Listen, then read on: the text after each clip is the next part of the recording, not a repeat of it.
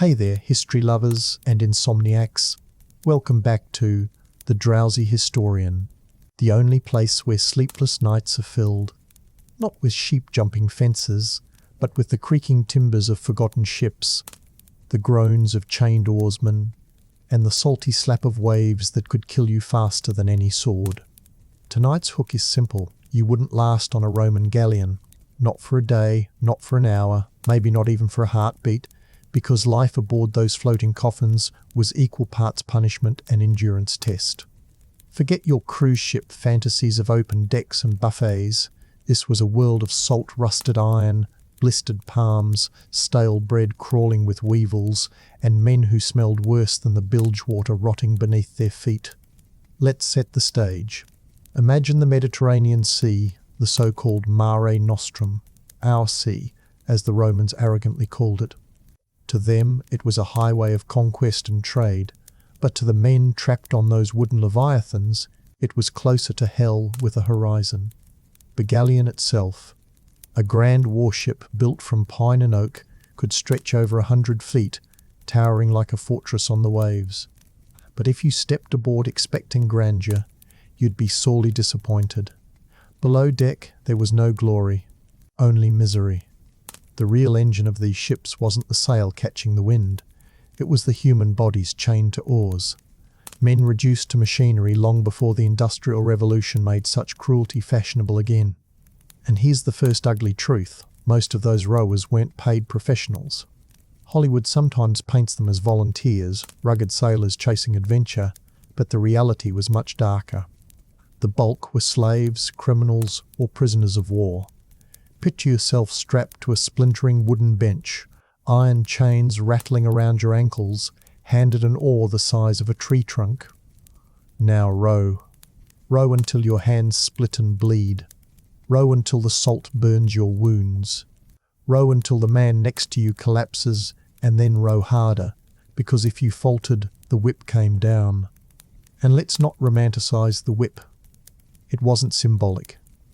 Overseers patrolled the deck with lashes of knotted leather or rods of iron, and discipline was a matter of blood. You think your office job is bad? Try doing it in a pitch-dark hold with 40 men jammed shoulder to shoulder, sweat running down like rain, the air thick with piss, vomit, and fear. The Romans called it order. We'd call it organized torture. And the irony? Many of these men didn't even know where they were headed. Their lives were traded as easily as cargo, and the sea was just another prison wall. To make things more vivid, let's carry two shadows with us on this journey. Lucius, a Roman legionary turned sailor, and Diodorus, a Greek prisoner of war chained to an oar. Lucius has the relative luxury of working above deck, shouting commands and gripping a short sword, while Diodorus has the joyless task of propelling the beast forward. Through them, you'll see how absurdly stratified life was on board. Lucius complains about his watered-down wine. Diodorus prays for a sip of anything that isn't brine leaking through the hull. Lucius marches on deck to the beat of drums. Diodorus is the drum, every stroke of his oar a blow against his ribs. Both men suffer, but the hierarchy makes sure one is whipped for the other's mistakes. And oh, the beat of those drums. Forget the cinematic rhythm of Viking shows where the oars rise and fall like a ballet.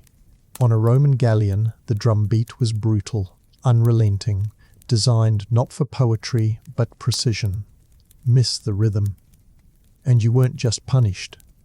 You risked throwing the entire row into chaos, capsizing the ship in battle, or smashing your skull against the back of the man in front of you. That's right. Even failure had a communal penalty. And if the whip didn't correct you, starvation might. Rowers were fed on rations so pitiful that the average modern teenager's snack drawer would look like a royal feast by comparison. A handful of hard bread, salted fish too rank to swallow without wine, and thin gruel. It wasn't nutrition. It was a countdown to death, carefully measured so that you lived just long enough to row another day. Now, let's add the ocean herself, the cruelest character of all. The Mediterranean may look calm in travel brochures, But in ancient times it was infamous for sudden squalls that could tear sails to shreds and smash ships against rocky coasts. And Roman galleons weren't built for comfort, they were built for speed and war. That meant low freeboards, heavy superstructures, and vulnerabilities that modern naval architects would laugh at. When a storm hit, Lucius might cling to a mast and shout prayers to Neptune, but Diodorus, he would still be chained to his oar, his fate literally shackled to the ship. If the galleon went down, he went with it, swallowed by the sea before he could even draw a full breath. The tragedy of these ships is that they were simultaneously triumphs of human engineering and monuments to human misery. We praise Roman roads, Roman aqueducts, Roman arches, but rarely do we pause to acknowledge that Roman dominance was also powered by men treated worse than beasts of burden. And here's the criticism Rome doesn't deserve to dodge. Their so-called civilization, which loved to lecture the world on law and order, built its maritime empire on the backs of broken men. Every Roman triumphal procession showing off captured treasures owed just as much to the unseen corpses rotting on the sea floor. And let's not forget disease. Imagine 50, 100, sometimes 200 men packed below deck in heat and darkness. Lice and fleas bred faster than hope, wounds festered into infections, and dysentery spread through the water barrels faster than gossip in the Senate. Death was a roommate you couldn't escape, and when someone died chained to an oar, he didn't get a burial at sea right away. His body slumped there, rotting beside the living, until the overseers found a convenient time to toss him overboard. Imagine rowing with a corpse rubbing against your arm. Imagine the smell. That's the reality of a Roman galleon. If you thought that first descent into the belly of the Roman galleon was already a nightmare, let me assure you, we've barely scratched the surface. The daily routine of life at sea wasn't just exhausting. It was intentionally designed to grind the humanity out of men and replace it with rhythm, obedience, and silence. Think of it as the ancient world's cruelest factory line, except instead of clocking in and clocking out, you just stayed chained to your bench until you either died or the war ended, whichever came first. And the Romans, in their typical bureaucratic genius, were very good at making sure wars dragged on long enough to kill you. Morning began with the beat of a drum, though calling it morning is generous. There was no sunrise in the hold, only the faint drip of seawater through the planks and the shuffle of men waking stiff and sore. Sleep came in fits, and the air was so foul that rest was hardly restorative. Above deck, Lucius might have stretched, cursed about the dew on his armour, and sipped some wine as he prepared for duty. But Diodorus, our chained oarsman, was already bent to his task, his back a map of scars from previous whippings. Breakfast? A hunk of bread so hard you could chip a tooth, dipped into brackish water or thin wine. No one savoured it. The point wasn't nourishment, it was control. Keep the slaves alive, but never strong enough to resist. And then came the rowing. Hours of it. Not 1 or 2, but sometimes 12 to 14, broken only by brief pauses that counted as mercy. The rhythm of the drum was both your master and your executioner, dictating every breath you took. Miss the beat once, and the lash taught you the error. Miss it twice, and you might be left bloody on the planks as an example. Miss it thrice, and, well, let's just say the Romans weren't fond of keeping liabilities alive. Their version of human resources was a sword. Now, let's inject a bit of perspective here. People today complain about repetitive office tasks or tedious factory work. But on a Roman galleon, monotony wasn't just boring, it was lethal. Every stroke of the oar chewed away at your muscles, tore open blisters, and sent burning pain through your shoulders. There was no ergonomic seating, no scheduled breaks, no union representative to lodge a complaint. If you rowed poorly, you were punished. If you rowed too well and wore yourself out, you collapsed and died. Either way, the ship kept moving because Rome didn't stop for corpses. And speaking of corpses, here's a delightful fact. When a man finally gave out and slumped over dead, The overseers didn't immediately unchain him. No, they left him there, tethered to his oar, his body slowly stiffening beside his crewmates. Imagine rowing with a corpse's dead weight dragging on your bench, the smell seeping into your nostrils, the flies beginning their feast. Only when the ship had a chance, sometimes hours later, would his body be unshackled and unceremoniously tossed overboard. No ceremony, no words, no dignity. Just another piece of garbage for the sea to swallow. And here's where we can insert a bit of criticism. Because the Romans loved to call themselves civilized, the bringers of law and order, the shining example of reason in a barbarian world. But how civilized is it to reduce hundreds of men to disposable engine parts, to treat lives as cheap fuel for your empire's expansion? It's the same hypocrisy you'll find in every so-called great power-lofty speeches about virtue and destiny, masking the brutal reality that their might was bought in blood. Meanwhile, up on deck, Lucius enjoyed privileges that would make Diodorus gnash his teeth if he weren't too exhausted to care. Soldiers like Lucius still endured hardships, storms, hunger, fear. But they had freedom of movement, fresh air, and the possibility of survival if the ship went down. They carried swords instead of oars, and though they too risked dying in battle, their deaths at least carried a shred of dignity. Rome would honour a fallen soldier. It forgot a dead rower before his body hit the waves. The cruelty wasn't just physical, it was psychological. Oarsmen weren't allowed to talk freely, laugh or sing. The soundscape of the hold was the beat of the drum, the splash of the oars, the groans of men, and the occasional crack of the whip. Silence was mandatory. Joy was forbidden. Camaraderie, the one thing that might have made suffering bearable, was smothered by discipline. Rome didn't want rowers forming bonds, plotting escapes, or even remembering they were human. They wanted machines. And machines don't need hope. But perhaps the darkest irony lies in the fact that many of these slaves and prisoners weren't even enemies of Rome. They were people from conquered provinces, men who had once tilled fields or tended families, snatched from their lives and thrown into chains.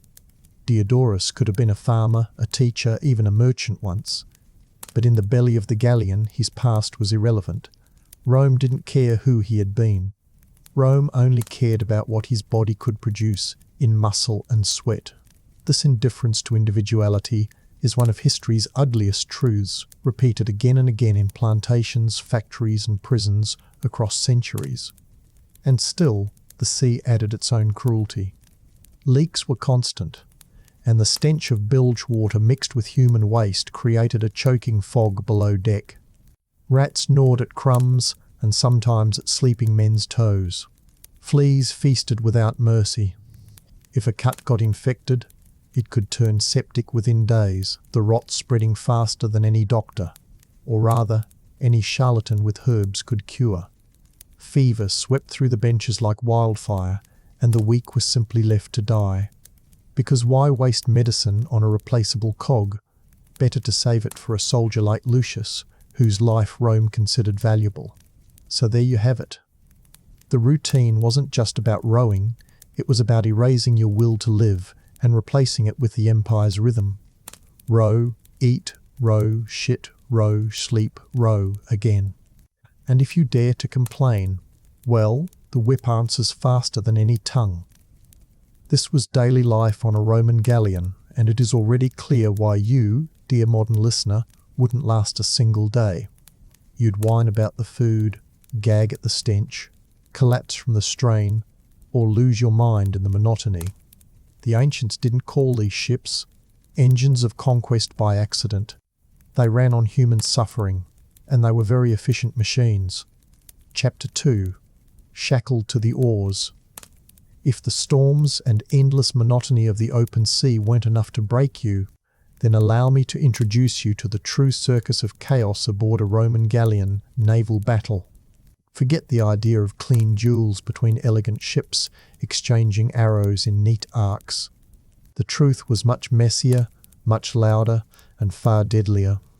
When two fleets clashed, It wasn't a dance of strategy so much as a demolition derby with fire, iron and desperate men, all orchestrated by commanders who sat safely at the rear while the front lines paid the bloody price.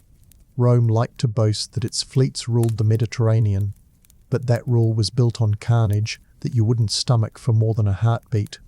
Imagine the scene. The horizon darkens not with storm clouds this time, but with sails. Enemy ships closing in, their oars flashing like skeletal limbs across the water. The drums on your ship begin to pound harder, faster, commanding rowers like Diodorus to pull with every ounce of strength left in their blistered hands. The pace doubles, then triples. The sweat pours off them in rivers, their muscles tearing under the strain. Overseers don't hold back their whips. They strike with savage joy, because in battle there's no time for mercy. And here's the cruelest part. Half of those rowers knew they weren't rowing toward survival, but toward death. If the galleon rammed another ship, the oarsmen could be crushed instantly as the hull splintered.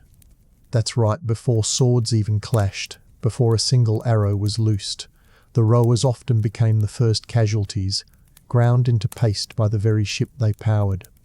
And then comes the crash. The galleon slams its bronze-clad prow into the enemy vessel. The sound like thunder tearing through wood, men screaming as planks explode into splinters. Soldiers like Lucius brace for impact, shields locked, spears ready, while below deck the oarsmen are thrown against their benches, ribs cracking, chains biting into their ankles. The ship shudders, rocks, and then the chaos begins. Boarding planks drop, and suddenly it's not about ships anymore. It's about men killing men at arm's length. Imagine the deck awash with blood, the air thick with smoke from fire arrows, the clash of steel on steel echoing across the waves. There's no escape. You can't run across water. You can't surrender without risking execution. And if the ship sinks, the sea takes you. Here's where Rome's much vaunted discipline showed its darker side. Soldiers like Lucius were trained to fight in formation, to lock shields and thrust in unison. That worked brilliantly on land, but on the rolling deck of a ship, that same discipline often became a liability. The deck shifted underfoot, men slipped on blood, and arrows rained down from above. The neat formations broke into frantic brawls, and the carefully drilled legionary found himself reduced to a panicked butcher swinging wildly at an equally desperate foe. Critics of Roman naval power weren't wrong when they said that Rome never truly mastered the sea. It simply bullied it into submission with manpower and cruelty. And cruelty was the theme of these battles. Fire was a favourite weapon. Ships carried pots of pitch, oil and resin, hurled or poured onto enemy decks before being set alight. Picture flames racing across tarred planks, soldiers screaming as their tunics caught fire, men leaping overboard only to drown beneath the weight of their own armour. The smell would have been unforgettable. A nauseating blend of salt water, charred wood and human flesh. Romantic enough for a tourist brochure, don't you think? Rome's Mediterranean holiday. Let's not forget missile weapons. Before boarding even began, fleets exchanged volleys of arrows, javelins, and stones launched from catapults. A lucky shot could smash a man's skull or impale his chest before he even saw the enemy's face. The rowers, trapped below, were often safe from arrows but not from panic. Imagine sitting chained to your oar while above you the thud of projectiles shakes the planks, dust raining from the ceiling, men shouting and dying, the fear seeping down like water. You can't fight back, you can't run, you can only row harder and wait to see if you'll live long enough to row again tomorrow. And because Rome loved efficiency, they sometimes chained their rowers not just to benches but to each other. If one man faltered, he dragged down the rest. If one man died, his corpse became a dead weight for his neighbours. That's how little individuality mattered in battle. Rome's war machine didn't care if you were brave, skilled, or terrified. It only cared that your oar kept moving. This wasn't heroism, it was logistics with blood splattered across it. Criticism here writes itself. The Romans prided themselves on their ingenuity, their clever adaptations, their so-called civilizing mission.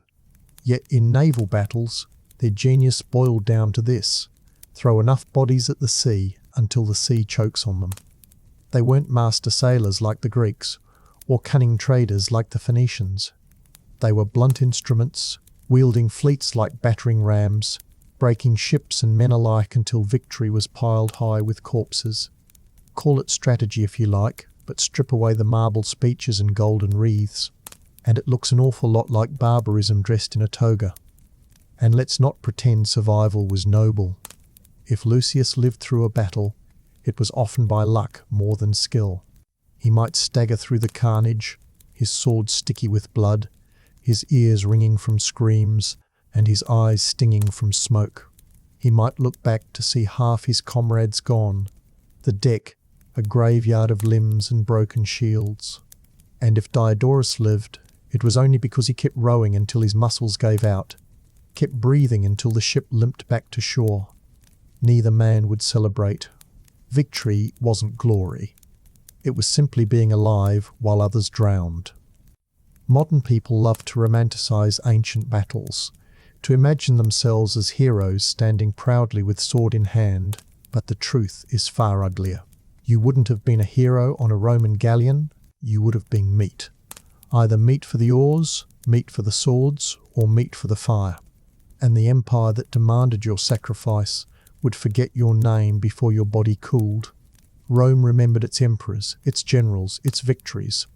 But the men who powered its ships, who bled and burned on its decks, they sank nameless into the sea. So, dear listener, if you think storms were bad, understand this: storms were impartial. Battles were designed cruelty. And you, with your soft hands and fragile modern sensibilities, wouldn't last 5 minutes in the chaos of a Roman naval clash. You'd either faint from fear, choke on smoke, or end up as chum for the Mediterranean fish. And Rome wouldn't care, because the machine always needed more bodies, and the sea always had room for more graves. And with that, we've survived. Barely our first battle. Next, we'll turn back to the quieter horrors, the daily grind of food, water, and disease. Because even when the sea was calm and the enemy far away, the Galleon itself was still a floating torture chamber, and survival meant enduring not just combat, but the slow erosion of body and mind. If war and storms didn't kill you on a Roman galleon, your stomach probably would. Because survival wasn't just about enduring the lash or the waves. It was about swallowing whatever Rome decided passed for food and pretending it wouldn't poison you first. We moderns are spoiled by refrigerators, spices, clean water and supermarkets that practically beg you to eat fresh fruit in January. On a Roman galleon, none of that existed. Food was storage. Storage meant preservation, and preservation meant salt, mould and insects. Welcome to the Roman diet at sea. A culinary experience so bleak it makes prison slop look like haute cuisine. Breakfast, if you can call it that, was a hunk of bread so hard it could double as a weapon. Soldiers like Lucius gnawed at it with jaws of iron, washing it down with thin, sour wine that tasted like vinegar on a bad day and horse sweat on a worse one. Diodorus, our chained oarsman, got even less. Sometimes a ladle of barley gruel, watery and grey, with the occasional floating surprise of weevil or maggot. Protein, Rome might have said, but you and I would call it a curse. There was no honey glaze, no olive oil drizzle. It was survival food, stripped of joy, designed to keep you breathing long enough to row, fight and die. And let's not pretend the storage methods helped. Grain was carried in sacks that soaked up seawater, turning mouldy within weeks. Salted fish, the supposed backbone of Roman naval rations, was often so rank that you had to hold your nose while swallowing it. Amphorae of wine leaked or soured, and barrels of water quickly transformed into cesspools of bacteria. Thirst forced men to drink anyway, and dysentery spread through the ranks faster than a gossip in the Senate. Imagine being trapped on a ship where every second man was doubled over, vomiting or worse, while the overseer still barked at you to row. And when Rome claimed its fleets brought civilization, they forgot to mention that civilization often meant diarrhea and dehydration in equal measure. Meat was rare, and when it did appear, it was usually salted pork so tough it could crack teeth. Soldiers sometimes joked that if you threw a slab of Roman ship pork into the sea, it would sink straight to the bottom and stay there for eternity. Diodorus wasn't laughing, though. He'd tear at it with bleeding gums, praying it didn't break his few remaining teeth. Dental care didn't exist, and toothache at sea wasn't an inconvenience, it was a slow torture. Infection spread from jaw to skull, and without any way to treat it, you either endured unimaginable pain or begged someone to knock the tooth out with a hammer. Imagine a buddy leaning over in the dim light with a rusty chisel, grinning while saying, "Hold still." That was dentistry on a Roman galleon. Fruit and vegetables? Forget it. Unless the ship had just left port, fresh produce was a fantasy. Scurvy, that delightful disease of vitamin C deficiency, crept in silently. Gums bled, teeth loosened, and wounds refused to heal. Men wasted away, their bodies rotting from the inside, all because Rome never thought citrus was worth the cargo space. Why waste room on lemons when you could stuff in another amphora of oil or a pile of spears? The empire's priorities were clear: conquest over health, victory over humanity. And once again, we see that hypocrisy, Rome the Great, Rome the civilized, Rome the master of law, yet somehow blind to the fact that starving and sick men don't make efficient rowers. And let's not forget the pests. Ships were crawling with rats, and where rats went, fleas followed. They gnawed through grain sacks, leaving droppings everywhere, spreading disease like a grotesque seasoning sprinkled over every meal. Sailors might roast one if hunger grew desperate, but even desperation has its limits when the meat twitches with parasites. And lice. Oh, lice were inevitable. They crawled over scalps, into tunics, even into food. Imagine scratching at your head with filthy nails, then going back to tear at a chunk of wormy bread. Appetite ruined yet? Good, because that's exactly how it felt for the men aboard. The psychological toll of such meals was just as corrosive as the physical. Food is supposed to be comfort, a small reprieve from hardship. On a Roman galleon, food was punishment disguised as sustenance. Lucius might look down at his ration, sigh, and chew without joy, reminding himself that at least he wasn't shackled.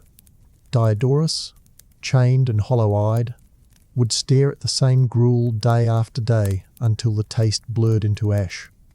Meals didn't mark time, they erased it. You didn't look forward to eating, you endured it. And then you endured the cramps, the thirst, the weakness that followed. And yet some Romans took pride in this austerity. Discipline, they called it, a mark of strength that their men could survive on so little. But let's call it what it was: negligence at best, cruelty at worst. Rome had the wealth of an empire at its disposal: grain from Egypt, olives from Spain, spices from the east, and yet its ships served food that would insult a beggar. Why? Because the empire believed soldiers and slaves alike were expendable, and you don't waste luxuries on bodies you consider disposable. The hypocrisy drips thicker than the oil on their amphorae. And then there was thirst. Salt water stretched endlessly around you, but drink it and you'd die faster than if you starved. Fresh water was rationed tightly, often already fouled by the time it reached your lips. Men sucked at damp ropes, chewed on leather straps, even prayed for rain to fill their cupped hands. Rome controlled the Mediterranean, but not once could it conquer thirst. In this battle, Neptune always won. So picture it, sunrise to sunset, your body screaming for nourishment, your belly twisting on rancid grain, your throat raw with thirst, and your mind slipping under the weight of deprivation. This wasn't just hunger. It was another weapon Rome used, another chain wrapped around its men. Keep them weak, keep them dependent, keep them rowing. And here you are, sitting in comfort, thinking maybe you'd survive the sea. But could you survive the food? Spoiler, you wouldn't. And this is only one layer of misery. because next, we'll descend back below deck, where the food rotted in your gut, the stench rotted in your lungs, and the very ship seemed designed to squeeze hope out of your bones. Welcome to the Roman Galleon, where every bite, every breath, every swallow of water brought you closer to despair. Chapter 3. The Chain of Command. If war and storms didn't kill you on a Roman galleon, your stomach probably would. Because survival wasn't just about enduring the lash or the waves. It was about swallowing whatever Rome decided passed for food, and pretending it wouldn't poison you first. We moderns are spoiled by refrigerators, spices, clean water, and supermarkets that practically beg you to eat fresh fruit in January. On a Roman galleon, none of that existed. Food was storage. Storage meant preservation, and preservation meant salt, mould, and insects. Welcome to the Roman diet at sea, a culinary experience so bleak it makes prison slop look like haute cuisine. Breakfast, if you can call it that, was a hunk of bread so hard it could double as a weapon. Soldiers like Lucius gnawed at it with jaws of iron, washing it down with thin, sour wine that tasted like vinegar on a bad day and horse sweat on a worse one. Diodorus, our chained oarsman, got even less. Sometimes a ladle of barley gruel, watery and grey, with the occasional floating surprise of weevil or maggot. Protein, Rome might have said, but you and I would call it a curse. There was no honey glaze, no olive oil drizzle. It was survival food, stripped of joy, designed to keep you breathing long enough to row, fight, and die. And let's not pretend the storage methods helped. Grain was carried in sacks that soaked up seawater, turning mouldy within weeks. Salted fish, the supposed backbone of Roman naval rations, was often so rank that you had to hold your nose while swallowing it. Amphorae of wine leaked or soured, and barrels of water quickly transformed into cesspools of bacteria. Thirst forced men to drink anyway, and dysentery spread through the ranks faster than a gossip in the Senate.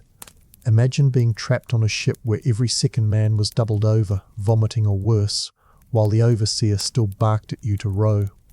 And when Rome claimed its fleets brought civilization, they forgot to mention that civilization often meant diarrhea and dehydration in equal measure.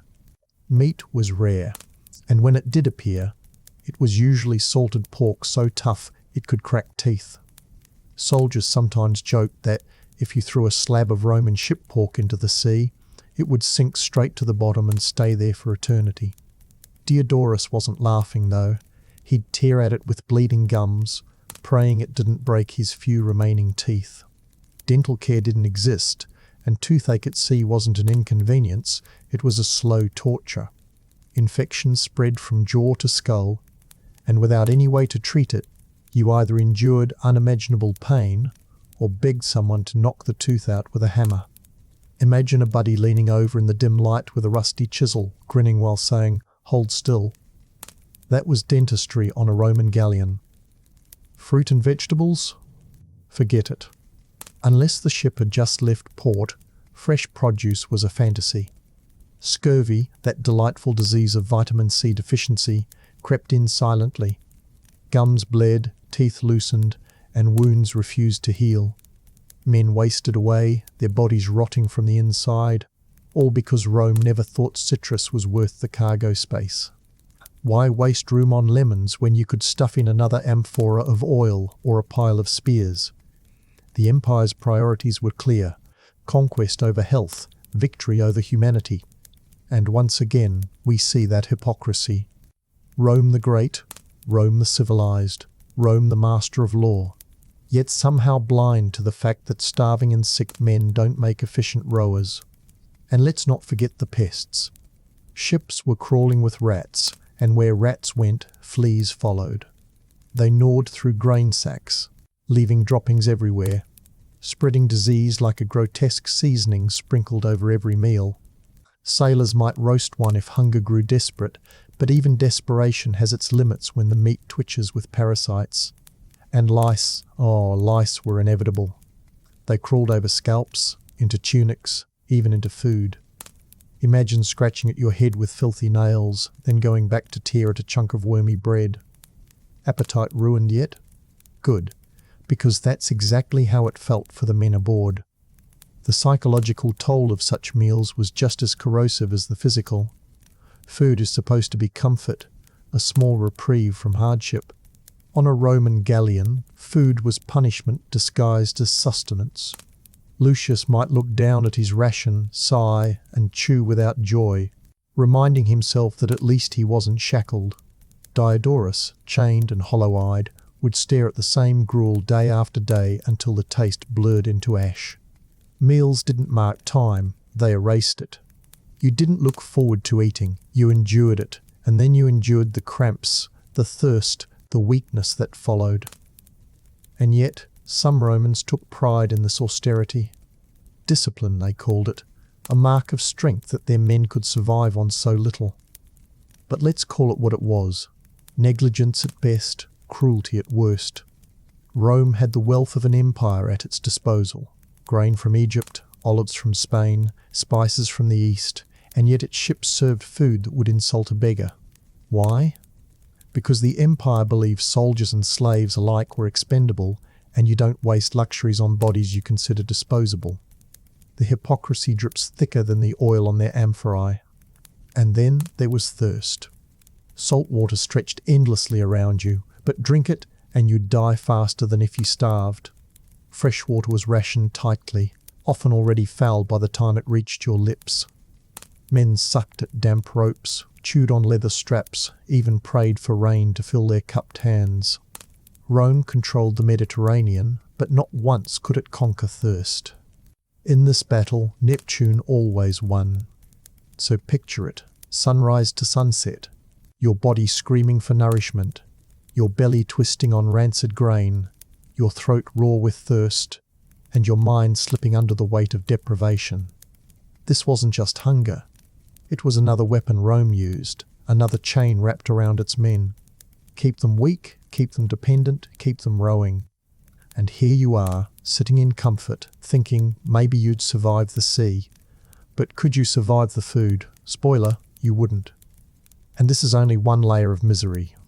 Because next, we'll descend back below deck, where the food rotted in your gut, the stench rotted in your lungs, and the very ship seemed designed to squeeze hope out of your bones. Welcome to the Roman Galleon, where every bite, every breath, every swallow of water brought you closer to despair. If the food didn't break you, the smell would. The Roman galleon was less a ship and more a floating cesspit disguised as a weapon of empire. People often imagine ships of the past as noble vessels, with sails flapping majestically and timbers gleaming with oil. The truth is that once you went below deck, it felt less like a proud Roman machine of conquest and more like crawling into the belly of a dying beast. The stench hit you first, and it never let go. It lived in your clothes, your hair, your skin, and your lungs. And no, you wouldn't have gotten used to it. Humans can adapt to many things, but there are some smells that always make the stomach turn. Picture this: hundreds of sweating men packed into a cramped hold, each chained to a bench, their sweat pooling on the floorboards, their breath thickening the air until it was almost chewable. Add to that the bilge, the collection of seawater, waste, and rot that sloshed at the bottom of the hull. It reeked of salt, mould, dead fish, and human filth. Rats swam in it, their slick bodies darting in and out like grotesque little swimmers in an Olympic pool from hell. And because ventilation was minimal, the whole stew of odours just baked and fermented until breathing itself felt like a punishment. Now add in the latrines, or rather, the lack of them. On a galleon, toilet was a concept reserved for the officers above deck. For rowers like Diodorus, relieving yourself meant using a bucket, if you were lucky, or simply letting go where you sat, if you weren't. The floor became a mixture of sweat, piss, feces, and blood from open sores. Overseers didn't care, because in their eyes, rowers weren't men, they were equipment. And you don't build sanitation for equipment. You let it rust, scrape it down, and replace it when it fails. That was Rome's approach to human bodies, and the result was a stench so powerful it could cling to your soul. And let's not forget the corpses. As we mentioned earlier, men who died mid-row didn't get immediate burials. Their bodies slumped on benches, leaking fluids, stiffening in grotesque poses. Sometimes they stayed there for hours before being unchained and heaved overboard. Imagine sitting shoulder to shoulder with a corpse, your sweat mingling with its decay, trying to row while its head lolled onto your shoulder. And the smell of death isn't like the smell of waste. It's heavier, sweeter, more sickening. Once it enters your nose, it never leaves. Rome demanded endurance not just of body, but of nose. Criticism practically writes itself here. This was an empire that built aqueducts capable of carrying fresh water for miles, that engineered sewers in cities like Rome itself, and yet it couldn't, or wouldn't, provide basic sanitation for the men who powered its fleets. Why? Because aqueducts impressed senators and citizens, while rowers were invisible. Public works earned glory, but no one wrote epic poems about the smell of human waste on a warship. Civilization, it seems, was always about appearances, and below-deck appearances didn't matter. Diseases thrived in this stew of filth. Dysentery was the favourite killer, spread through contaminated food and water. Lice and fleas bred in clothing that was never washed. Wounds grew septic in the damp, dark air. Respiratory illnesses spread fast. Offs echoed endlessly, each one carrying the risk of infection. Imagine trying to sleep while the man next to you hacked his lungs out, only to slump dead by morning. And you couldn't escape. There was no fresh breeze, no clean corner, no safe distance. Every breath was borrowed from someone else's sickness. Let's sprinkle in a bit of sarcasm, shall we? Rome prided itself on order, discipline, and hygiene in its legions. Soldiers on land had regular camps, bathhouses, even routines for cleanliness. But put those same men on a ship, and suddenly hygiene became optional. The sea, they figured, would wash away the filth. Spoiler, it didn't. It just made everything damp, sticky, and impossible to clean. Rome's civilized army turned into animals in a cage the moment they left the shore, proving once again that their so-called superiority depended entirely on circumstance. And then there was the noise. The stench gets the headlines, but the soundscape of the hold was its own torture. Chains rattled with every stroke. Oars creaked. Men groaned, cried, or muttered prayers. Overseers barked commands, their voices echoing off the timbers. Drums pounded out their merciless rhythm, a soundtrack of oppression that never ceased. Sleep was fitful at best. Privacy was a myth. Silence was forbidden. And the few moments of quiet only magnified the stink, the itching of lice, and the ache in your bones. Lucius, standing above deck, had his own miseries, of course. The heat, the salt, the endless drills. But when he descended into the hold to check on the rowers, even he recoiled at the atmosphere.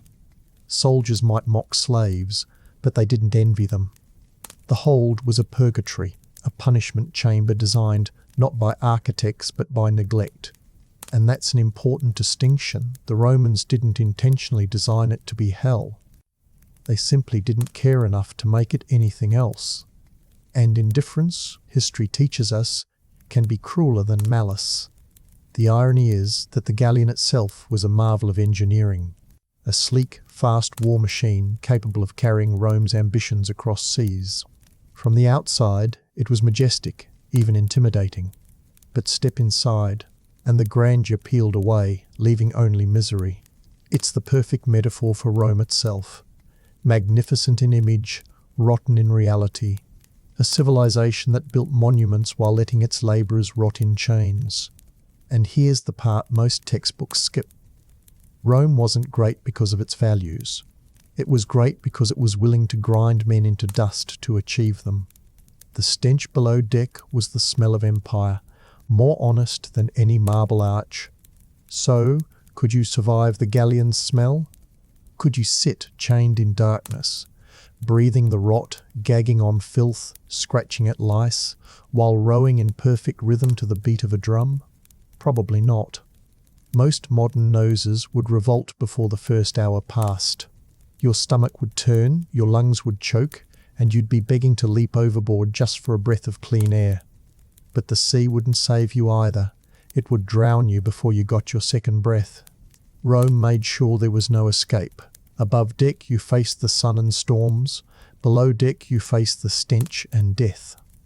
And that, dear listener, is why the Galleon wasn't just a ship. It was a prison, a graveyard, and a factory of despair all rolled into one. And the smell, oh, the smell wasn't just an inconvenience. It was a reminder every second of where you were, what you were, and how little you mattered. Next, we'll move into Chapter 4, where hunger and thirst weren't the only killers. Disease, neglect, and superstition turned the Roman galleon into a floating laboratory of human suffering. Because when you trap hundreds of men in filth and feed them rot, what do you think happens next? Chapter 4. Hunger and Hard Bread. By now, you've been whipped raw at the oars, roasted under the Mediterranean sun, and gagged half to death by the stench below deck. If you've somehow survived those delights, congratulations. Your reward is sickness. Because on a Roman galleon, illness wasn't an occasional visitor, it was a permanent passenger, and it had a front row seat to every voyage. The real killers at sea weren't always swords or storms. They were coughs, fevers, festering wounds, and diseases born of filth and neglect. And here's the bitter irony.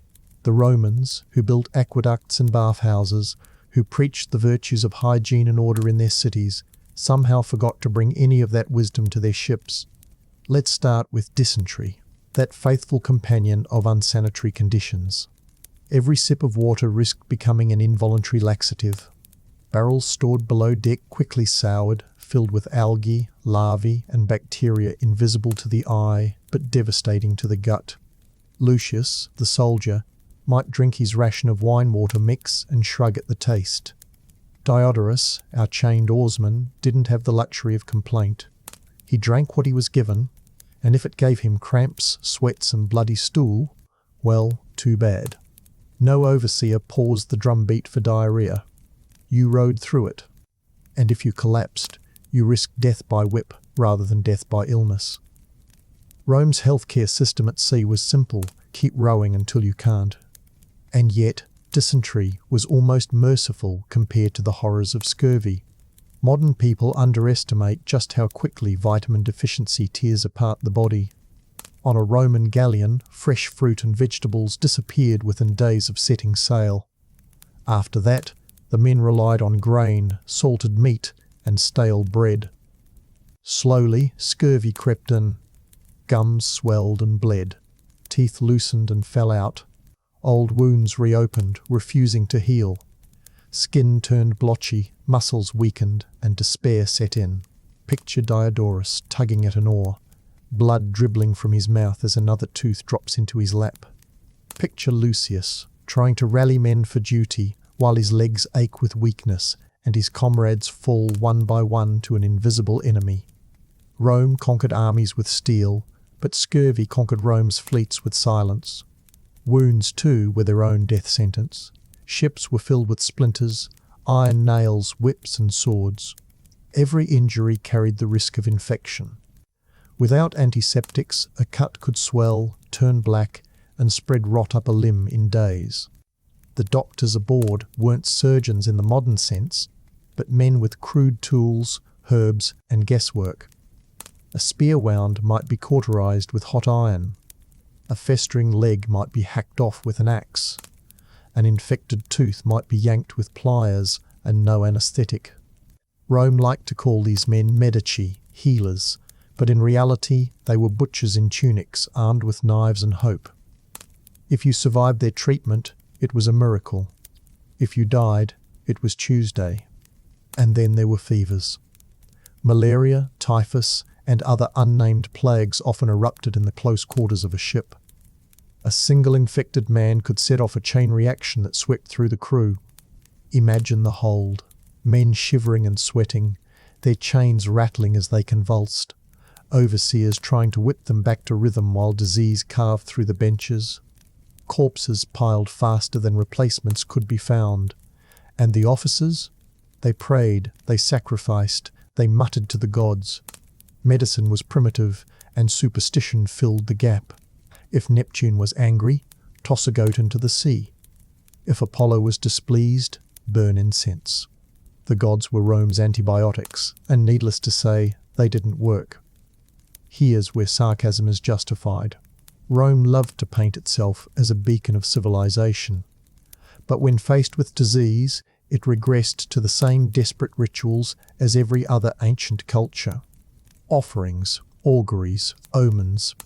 None of it stopped the plague below deck. And yet, Rome never changed its methods. Why bother? Slaves and rowers were expendable. Soldiers could be replaced. The empire wasn't built on saving lives, it was built on using them until they broke. Civilization, it turns out, didn't extend past the shoreline. Consider, too, the psychological sickness. Being trapped for months in filth, hunger, and monotony eroded the mind. Men muttered to themselves, lost in hallucinations from fever or dehydration. Some snapped, screaming in defiance of the drumbeat until they were cut down as examples. Others fell into silence, rowing like automatons, their eyes empty, their will already drowned. The Romans didn't have words for PTSD or depression, but the signs were there. Broken spirits, shattered minds, despair so deep it hollowed men out before the sea ever touched them. And Lucius? He wasn't immune. Soldiers weren't chained, but they weren't invincible. Watching comrades rot away, smelling death daily, enduring hunger and thirst, these things corroded morale. Rome might demand discipline, but no man can command his stomach or lungs. Even the proudest legionary found himself praying, cursing, or simply staring at the horizon with hollow eyes. And Diodorus? He was beyond prayer, beyond curses. He was a body in a chain, slowly unraveling under the twin torments of disease and despair. So, let's ask the honest question, could you survive it? Could you live in a floating petri dish, swallowing foul water, eating mouldy bread, scratching lice until your skin bled, while praying your teeth didn't fall out? Could you row next to a man whose fevered body shivered against yours, knowing you'd be sick by morning? No, you'd be broken within days. Not because you're weak, but because no human should be asked to endure what Rome demanded. And yet, endure they did, at least long enough for the empire to keep its ships afloat. This, then, is the deeper truth of the Roman galleon. It wasn't just a war machine, it was a disease factory, a floating coffin that carried men not to glory but to decay. And Rome knew it. They didn't care. To them, the Mediterranean was our sea. To the men chained in their galleys, it was a graveyard, and disease was simply the tide that carried them there. By now you've seen how hunger carved men down to bone, and how disease turned the galleon into a plague ship. But the body isn't the only thing that breaks under such conditions. The mind goes too, and often faster. When you cram hundreds of men into a wooden cage, feed them rot, force them to row to the beat of a merciless drum, and surround them with sickness and death, you create not just a ship, but a laboratory of madness. And in the Roman world, where medicine was herbs and guesswork, the only cures left were superstition and fear. If the lash kept the body moving, omens and gods kept the mind from collapsing, or pushed it over the edge. Superstition on board was unavoidable. The Romans, for all their engineering genius, were deeply religious and profoundly paranoid. Every creak of timber, every cry of a gull, every shift of the waves could be interpreted as an omen. Lucius, our soldier, might glance at a sudden flight of birds and mutter about Neptune's favour or wrath.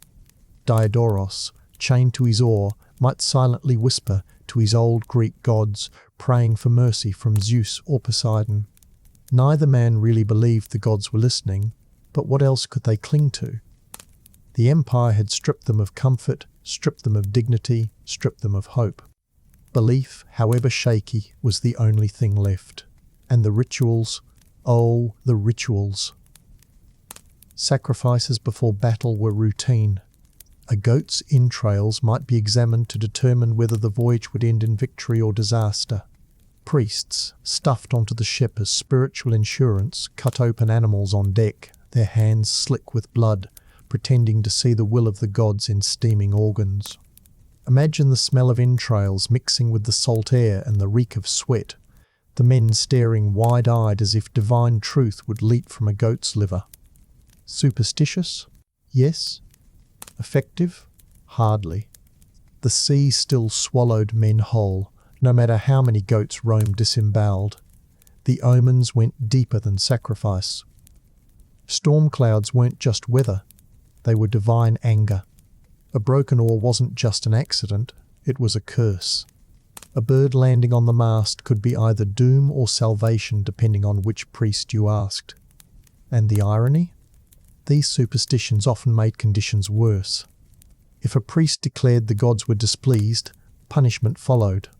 Men might be whipped harder, rations cut, or scapegoats chosen from the rowers. Imagine being blamed for Neptune's bad mood simply because you sneezed at the wrong time. Rome loved order, but on a galleon, order was dictated by fear of the unseen, and the fear gnawed at the mind. Darkness below deck played tricks on the senses.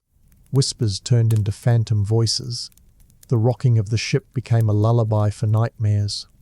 Men dreamed of drowning, woke to the sound of waves slamming against the hull, and couldn't tell whether they were asleep or already dead.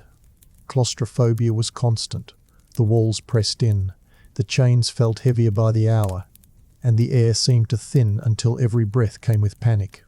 Diodorus might sit at his bench, staring into the dark, wondering if the shadows moving at the edge of his vision were real or just his mind cracking under the strain.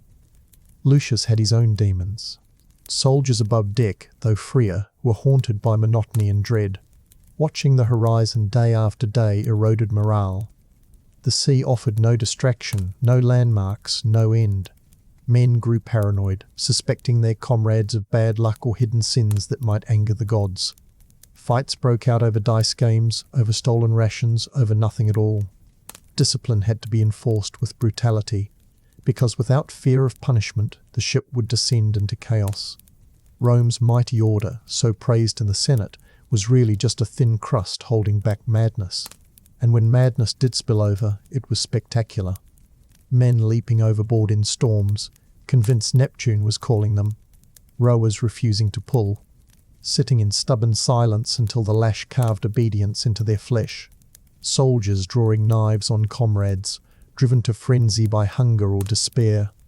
Rome recorded victories, not these breakdowns, but they happened, again and again.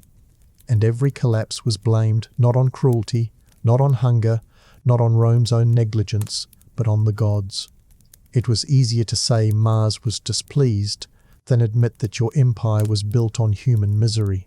Here's where the sarcasm comes in, because Rome loved to call itself rational, the heir of Greek philosophy, the master of law and order. Yet on its ships, it clung to omens, sacrifices, and curses like a drowning man to driftwood.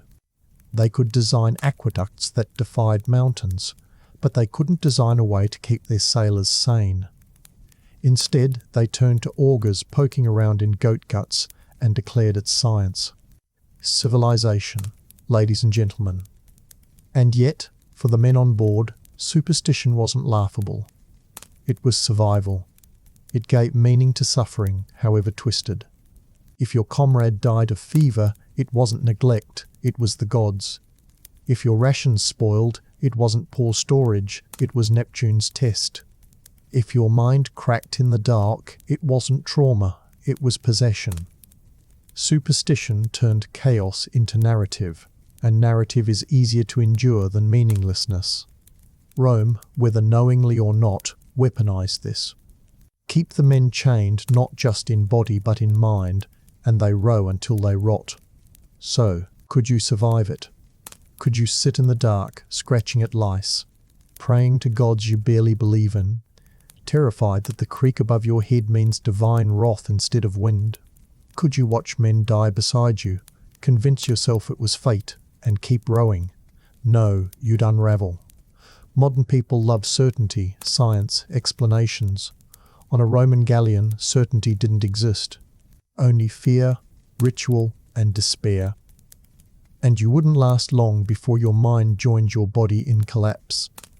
And that, dear listener, is why the Galleon wasn't just a physical prison, but a mental one. It broke bones, yes, but it also broke minds, grinding them down into superstition and silence. Next, in Chapter 5, we'll climb back into the light, into the noise and terror of battle machines, siege engines strapped to decks, and the absurd theatre of destruction Rome insisted on dragging onto the sea. Because, if you thought land battles were cruel, wait until you see how Rome turned its ships into floating fortresses of absurdity. Chapter 6. Battles and storms were terrifying, yes, but at least they had the decency to be quick. The true killer aboard a Roman galleon wasn't always steel or water, it was monotony. Endless days blurred together in the rhythm of the oars, the pounding of the drum, and the suffocating sameness that gnawed at men's minds until they cracked. You might think boredom is harmless, maybe even preferable to bloodshed. But boredom on a galleon wasn't quiet or peaceful. It was another form of torture, slow, grinding, and merciless. It stripped men of hope, eroded sanity, and left them husks before the sea ever claimed them. And here's the kicker, Rome designed it that way. Let's start with the rowers. Diodorus sat chained to his bench, staring at the same patch of wood in front of him for weeks on end. His life was a loop, row, eat, row, piss in a bucket, row, sleep a few hours, row again. The drumbeat was constant, unchanging, the cruel metronome of empire. Imagine spending months with only one sound in your ears. The thud of the drum, the splash of the oars, the groans of exhausted men. It didn't take long before the rhythm invaded your dreams, until even in sleep you felt your arms pulling phantom strokes. Time dissolved. Was it Monday? Saturday? Year of the consul? What? None of it mattered. For the chained, there was only the beat. Above deck, Lucius had more variety, but not much more. He drilled with his fellow soldiers, polished weapons, stood guard, and stared at the horizon. Day after day, the same routines. The same meals, the same jokes, the same wary glances passed between comrades. They played dice, told stories, sometimes fought to break the monotony, but it always returned. The horizon stretched endlessly, a cruel reminder that the sea was infinite and their lives were not. Modern people fear boredom like a minor nuisance. On a galleon, boredom became a predator that ate your will to live. And here's where criticism is unavoidable. Rome loved to talk about discipline. Discipline kept their armies strong, their empire vast, their enemies cowed. But what was discipline on a galleon, really? It was monotony weaponized. Keep men so tightly bound in routine that they forgot they were human. No choices, no freedom, no thought beyond the next stroke or drill. The empire didn't just conquer bodies. It colonized time itself, turning every moment into a repetition of the last. Call it order if you like, but strip away the grandeur, and it looks suspiciously like slavery with a better PR department. The psychological toll was staggering. Men hallucinated in the dark, imagining voices in the creak of timbers, faces in the shadows. Some muttered prayers until they lost their voices. Others went silent, their eyes dull, their spirits hollowed out. The Romans called it weakness, we'd call it trauma. But Rome had no patience for trauma. A broken man was useless. If he snapped under the monotony, you were discarded, beaten, or left to rot. The empire's machine ground forward, indifferent to the gears it shattered along the way. Let's not romanticize the rowers as passive victims, though.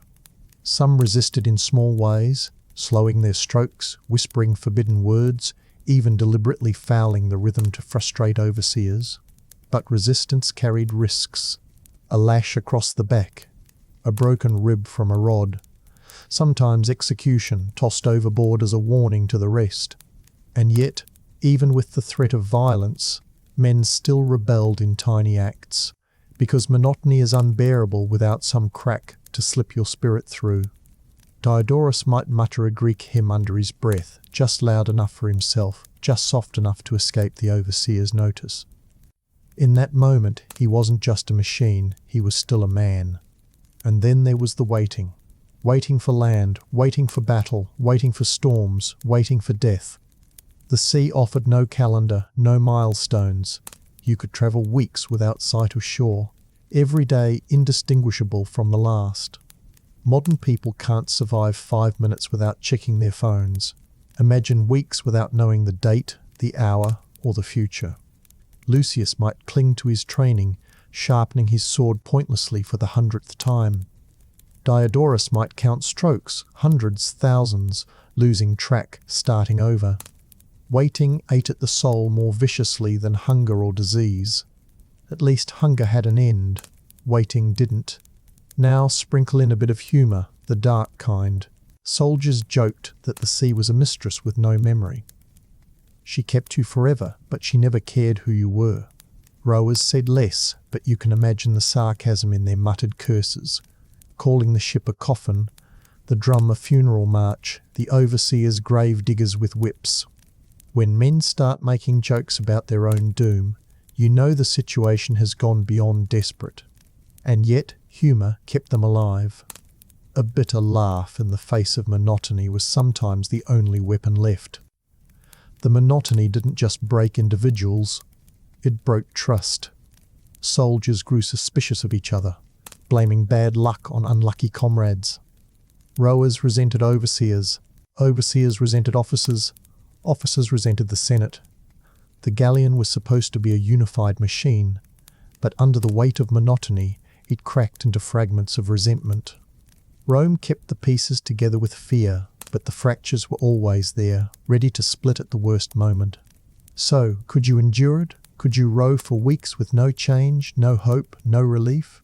Could you stare at the horizon until your eyes glazed? Sharpen a sword until it gleamed like a mirror and still never use it? Could you sit chained in the dark counting breaths, listening to the drum until it became your heartbeat? No, you'd break. And not in some dramatic collapse, but slowly, invisibly.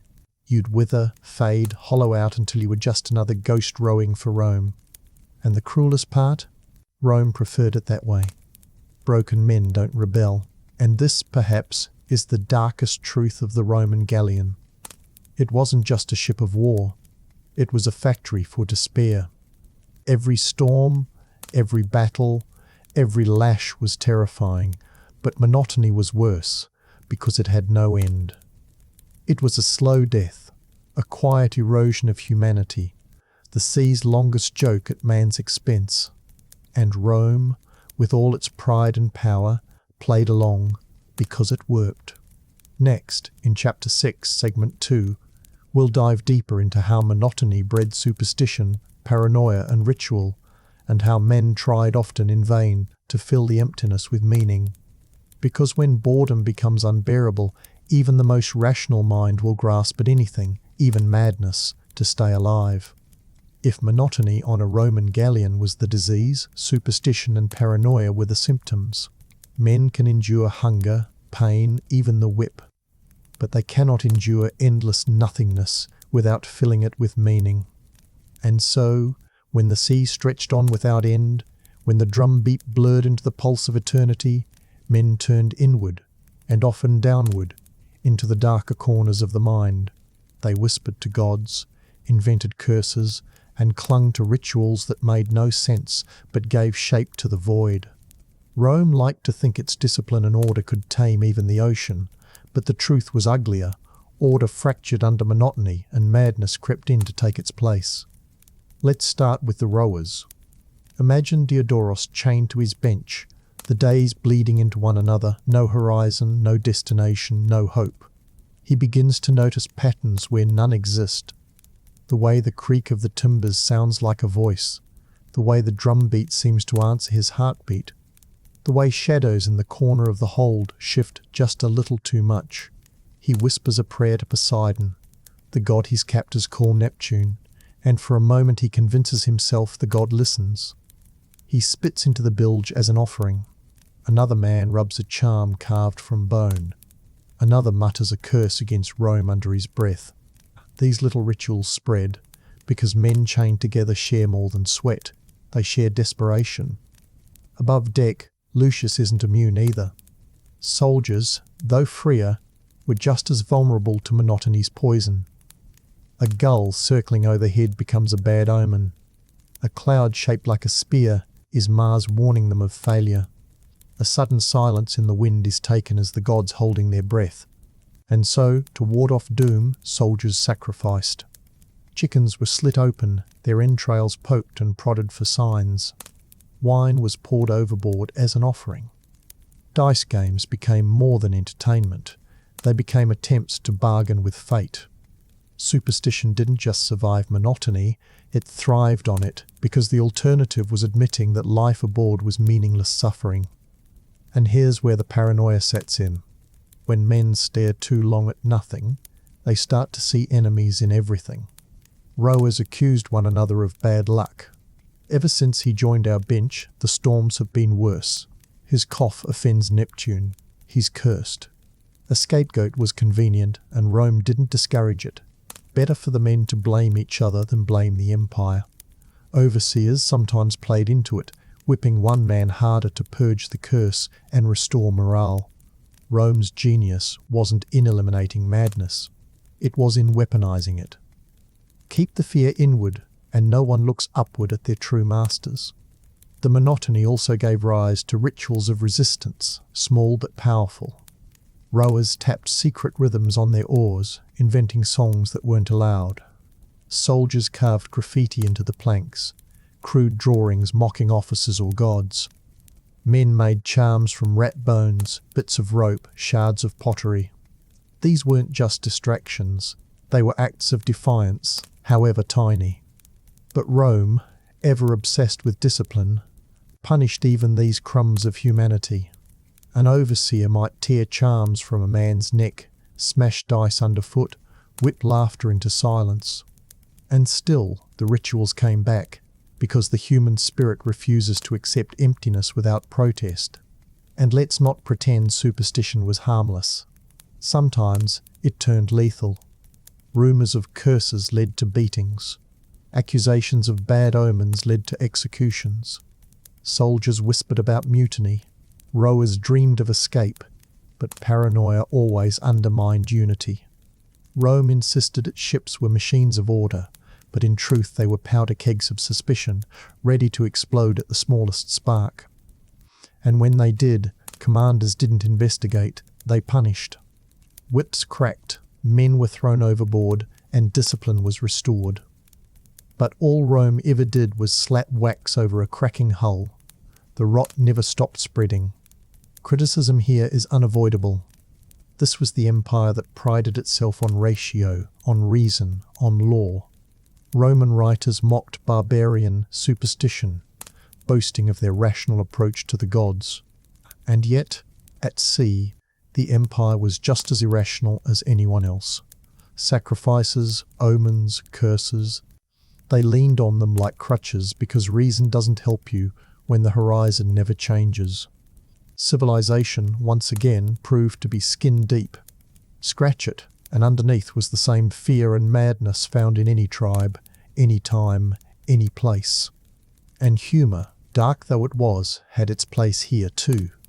Soldiers joked that Neptune didn't care about Rome's victories, only about how many Romans he could drown before dinner. Rowers muttered that the gods must be deaf, because otherwise they'd have freed them years ago.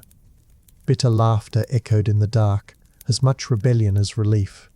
When men joke about their own doom, you know they've reached the point where despair has become routine. Rome could whip bodies, but it couldn't whip humour out of existence. So, could you survive the monotony's madness? Could you keep rowing as whispers of curses slithered through the dark?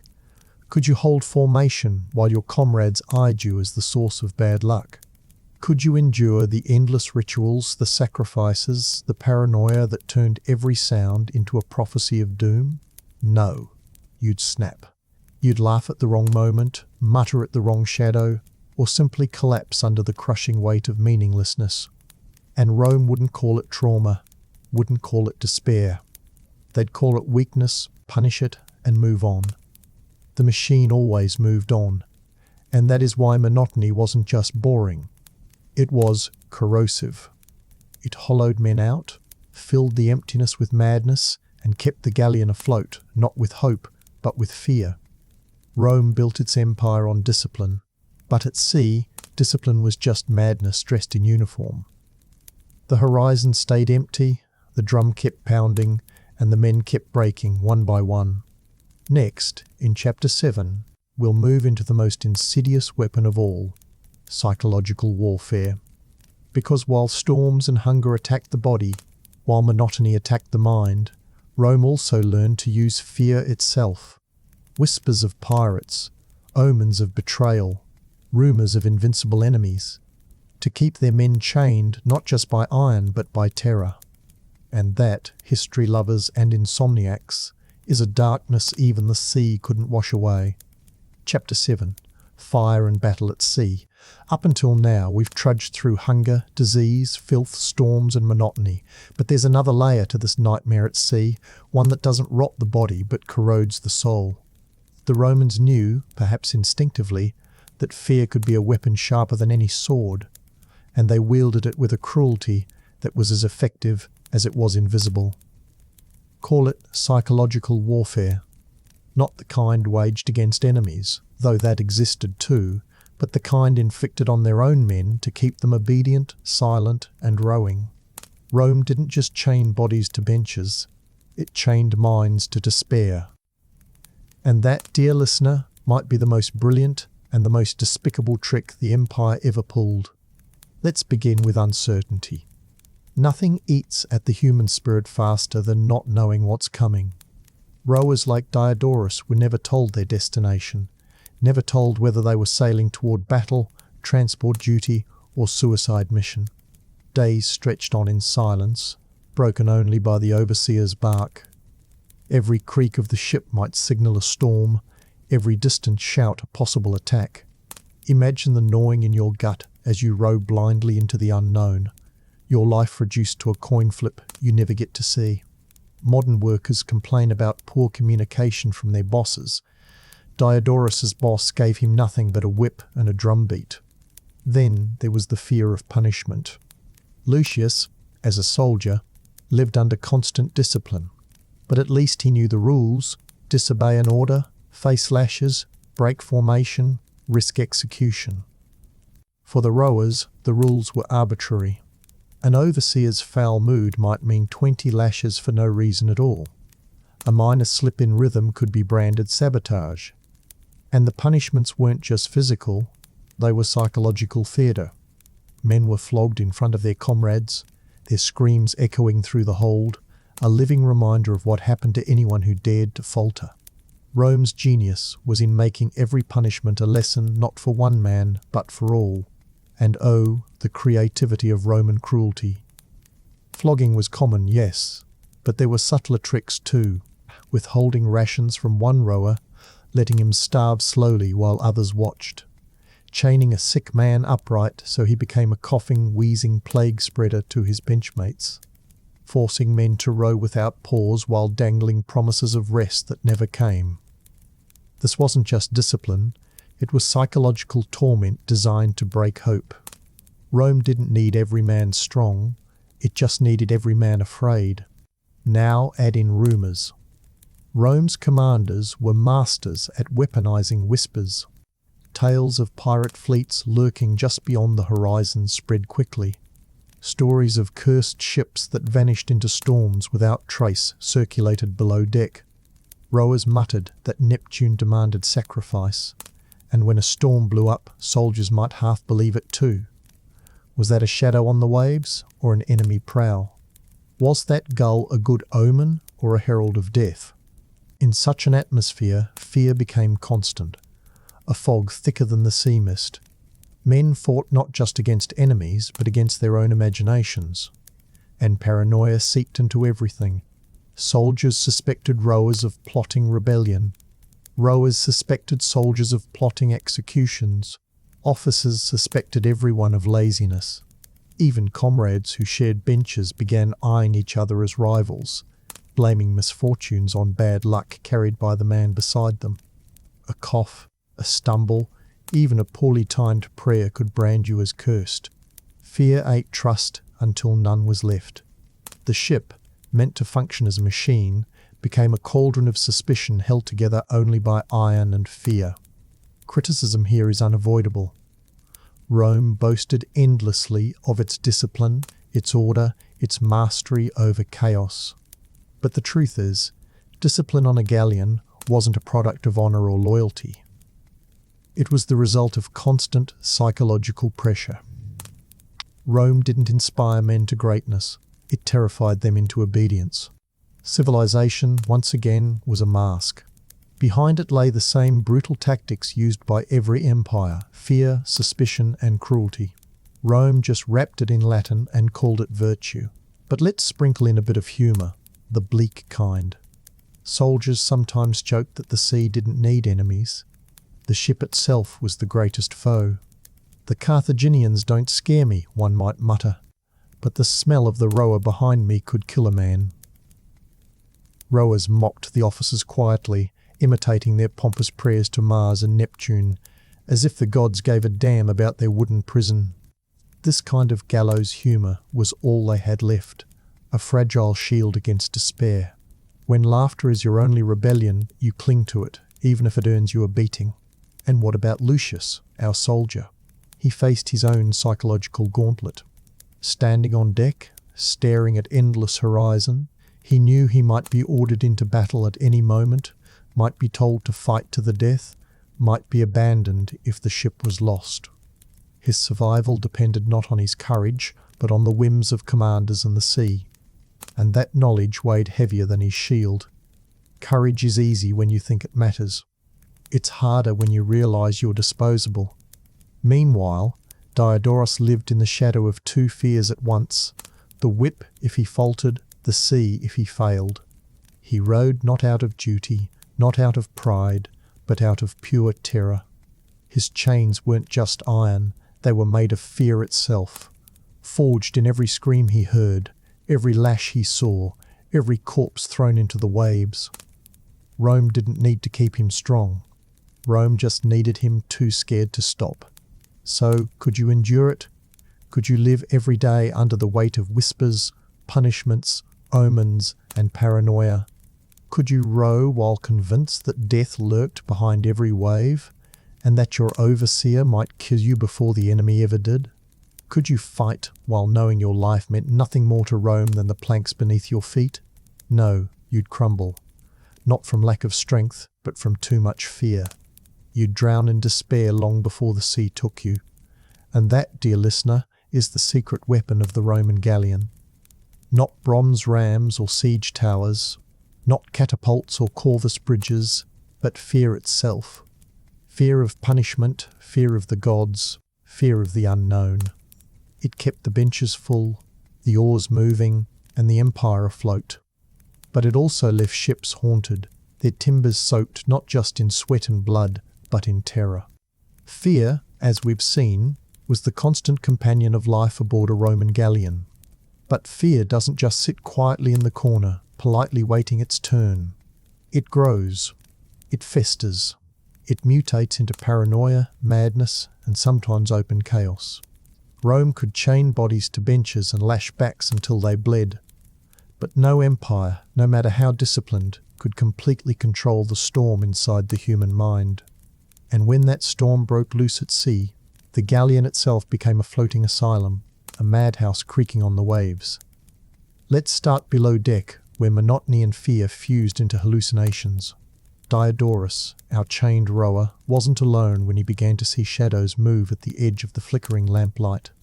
Men often swore they saw faces in the timbers, spirits rising from the bilge, drowned comrades whispering from the dark water sloshing beneath their feet.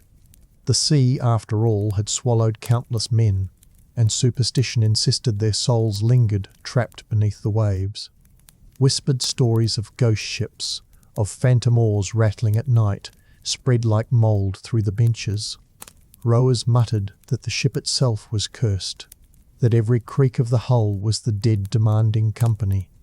Rome could laugh all it wanted in its marble halls, but on the Galleon these fears felt real enough to make men break. And break they did. Some snapped quietly, retreating into silence, rowing like automatons, eyes empty and fixed. Others erupted violently. Imagine the hold exploding into chaos as one man suddenly refused to row, screaming that Neptune demanded blood. His outburst spread panic down the benches, chains rattling, overseers shouting, the whip cracking. The unlucky man would be beaten senseless or executed on the spot, but the damage was done. Every man on that bench rode afterward with the memory of madness echoing in their heads. Rome thought discipline was restored. In truth, the wound festered deeper, waiting to erupt again. Above deck, soldiers like Lucius had their own meltdowns. The endless horizon, the waiting, the tension before battle. It cracked men in armour just as surely as it did men in chains. Lucius might stand guard one day beside a comrade who muttered incessantly about omens, only to find that same comrade leaping overboard the next, convinced the sea offered freedom from despair. Others turned on their fellows, knives flashing in sudden paranoia. Dice games ended in blood, suspicions turned into accusations of treachery, and sometimes entire cohorts had to be restrained before the madness spread. Rome liked to call this cowardice or weakness, but any modern psychologist would call it inevitable collapse under extreme stress. And mutiny. Yes, mutiny lurked in the shadows of every voyage. Rowers whispered of breaking chains, of rising together against their tormentors. Soldiers grumbled about incompetent commanders, about senators making decisions from safe marble seats while they rotted at sea. Mutiny rarely succeeded. Rome's discipline was ruthless and execution swift. But the fact that it simmered constantly tells us something important. Fear may control for a while, but it cannot erase the hunger for freedom. Even on a ship where escape meant certain death, men still dreamed of revolt. That says more about the horror of their reality than any victory parade in Rome ever could. Of course, Rome fought paranoia with more paranoia. Overseers planted informants among the rowers, soldiers kept eyes on each other, and commanders reminded everyone that punishment was collective. If one man rebelled, all suffered. It was psychological warfare at its most insidious, turning comrades into potential enemies, smothering solidarity before it could grow. But this only deepened suspicion. Imagine rowing with a man beside you and wondering if he'd betray you for a scrap of extra bread. Imagine playing dice on deck while suspecting your comrade would report your joke to the centurion. Life became a performance, every smile a mask, every word weighed carefully. That isn't discipline. That's tyranny masquerading as order. Here's where sarcasm earns its keep. Rome loved to brag about its rationality, about how its laws and systems elevated it above barbarian tribes. And yet here they were, reduced to the same madness as any desperate people. Sacrificing goats for omens, seeing ghosts in shadows, whispering curses into the bilge water. Civilization, it turns out, isn't about marble temples or law codes. It's about how you treat your people when no one is watching. And on the Galleon, when the Senate's eyes were far away, Rome treated its men no better than cattle.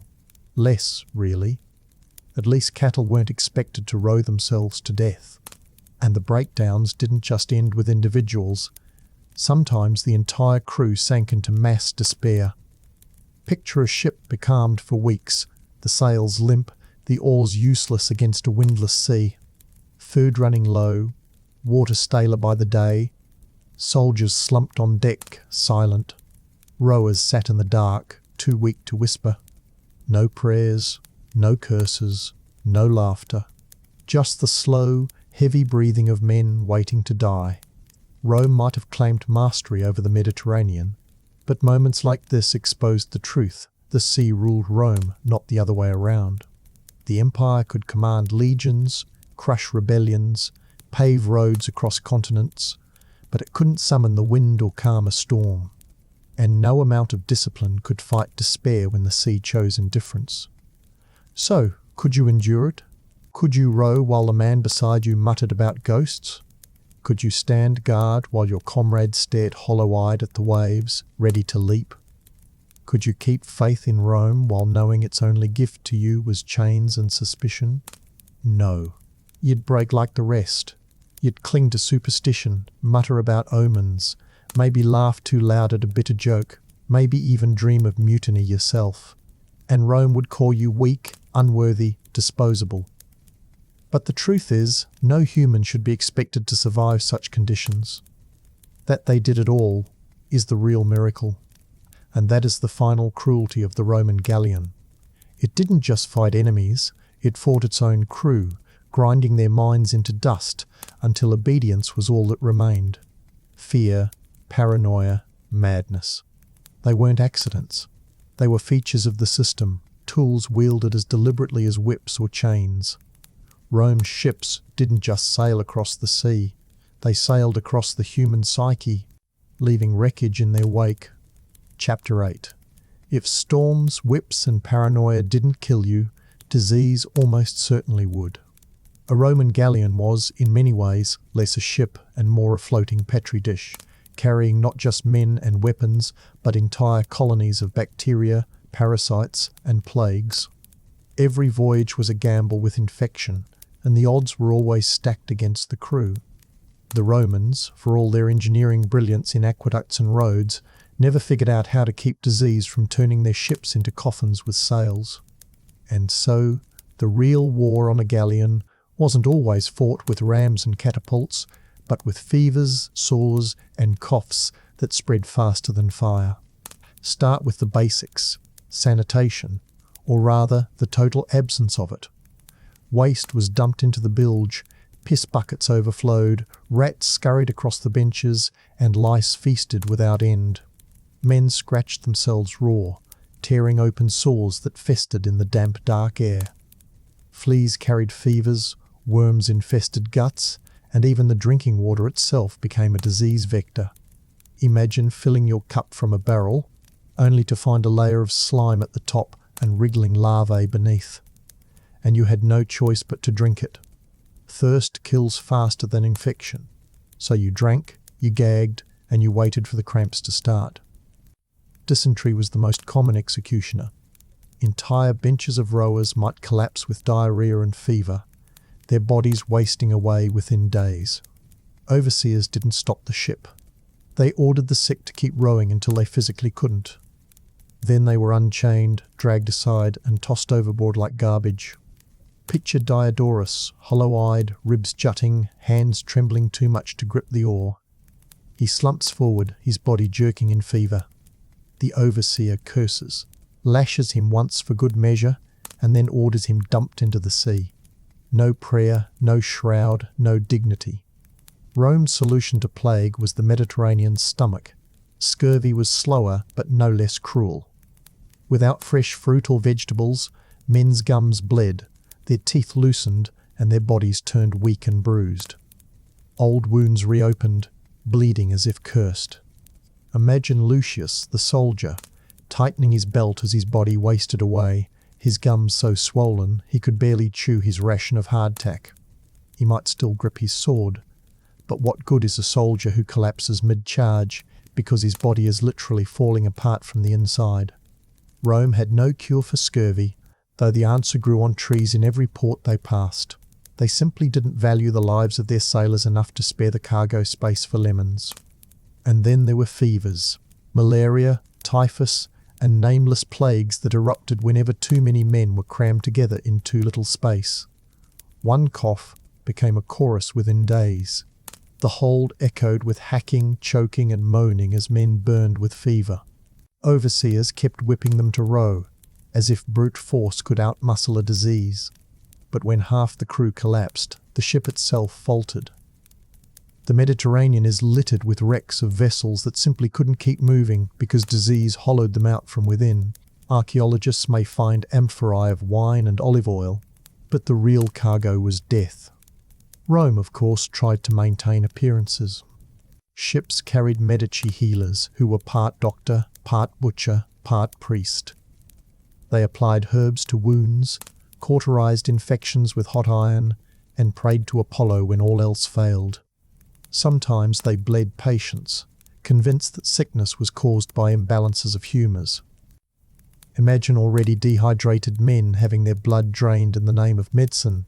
Unsurprisingly, most didn't survive.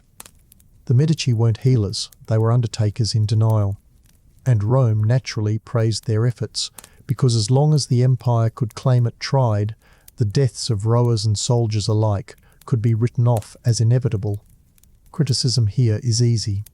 This was the empire that boasted of its baths, its aqueducts, its hygiene rituals.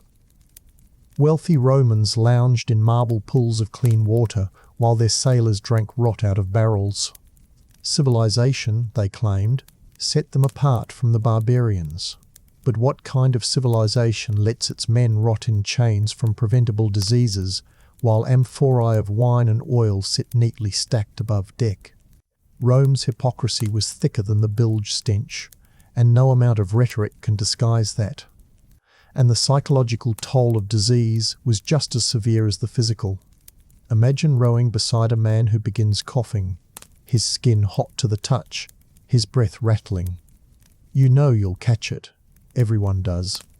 There's no escaping in such close quarters. Every death became a prophecy of your own, every fever a reminder of how fragile you were. Men stopped speaking, stopped hoping, stopped fighting. They rode in silence, waiting for their turn. And the overseers? They didn't comfort or encourage. They barked, whipped, and reminded everyone that death changed nothing.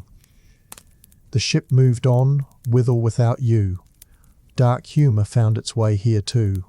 Soldiers joked that the gods travelled with them in the form of fevers, that Apollo himself was their most faithful passenger. Rowers muttered that Neptune didn't need storms to sink ships, he only needed a cough. Bitter laughter echoed in the dark, but it couldn't mask the truth. Disease was the real master of the Mediterranean. Rome claimed the sea as Mare Nostrum, our sea, but in reality it belonged to fever, filth, and plague. So, could you survive it? Could you keep rowing while fever burned through your veins? Could you drink water that tasted like rot, eat bread crawling with maggots, and keep moving while men collapsed on either side of you? Could you watch bodies pitched into the sea, knowing yours was likely next? No. You'd crumble faster than you think. Modern medicine has spoiled us, made us believe survival is normal. On a Roman galleon, survival was the exception, not the rule. And that, history lovers and insomniacs, is the cruel truth. Disease was the empire's most reliable soldier. It never needed rest, never demanded pay, and never lost a battle. Rome may have ruled the land with its legions, but at sea, fever and filth ruled Rome. If disease was ever present aboard a Roman galleon, plague was its crescendo, a symphony of suffering that turned the ship into a floating graveyard. These outbreaks weren't rare, they were inevitable.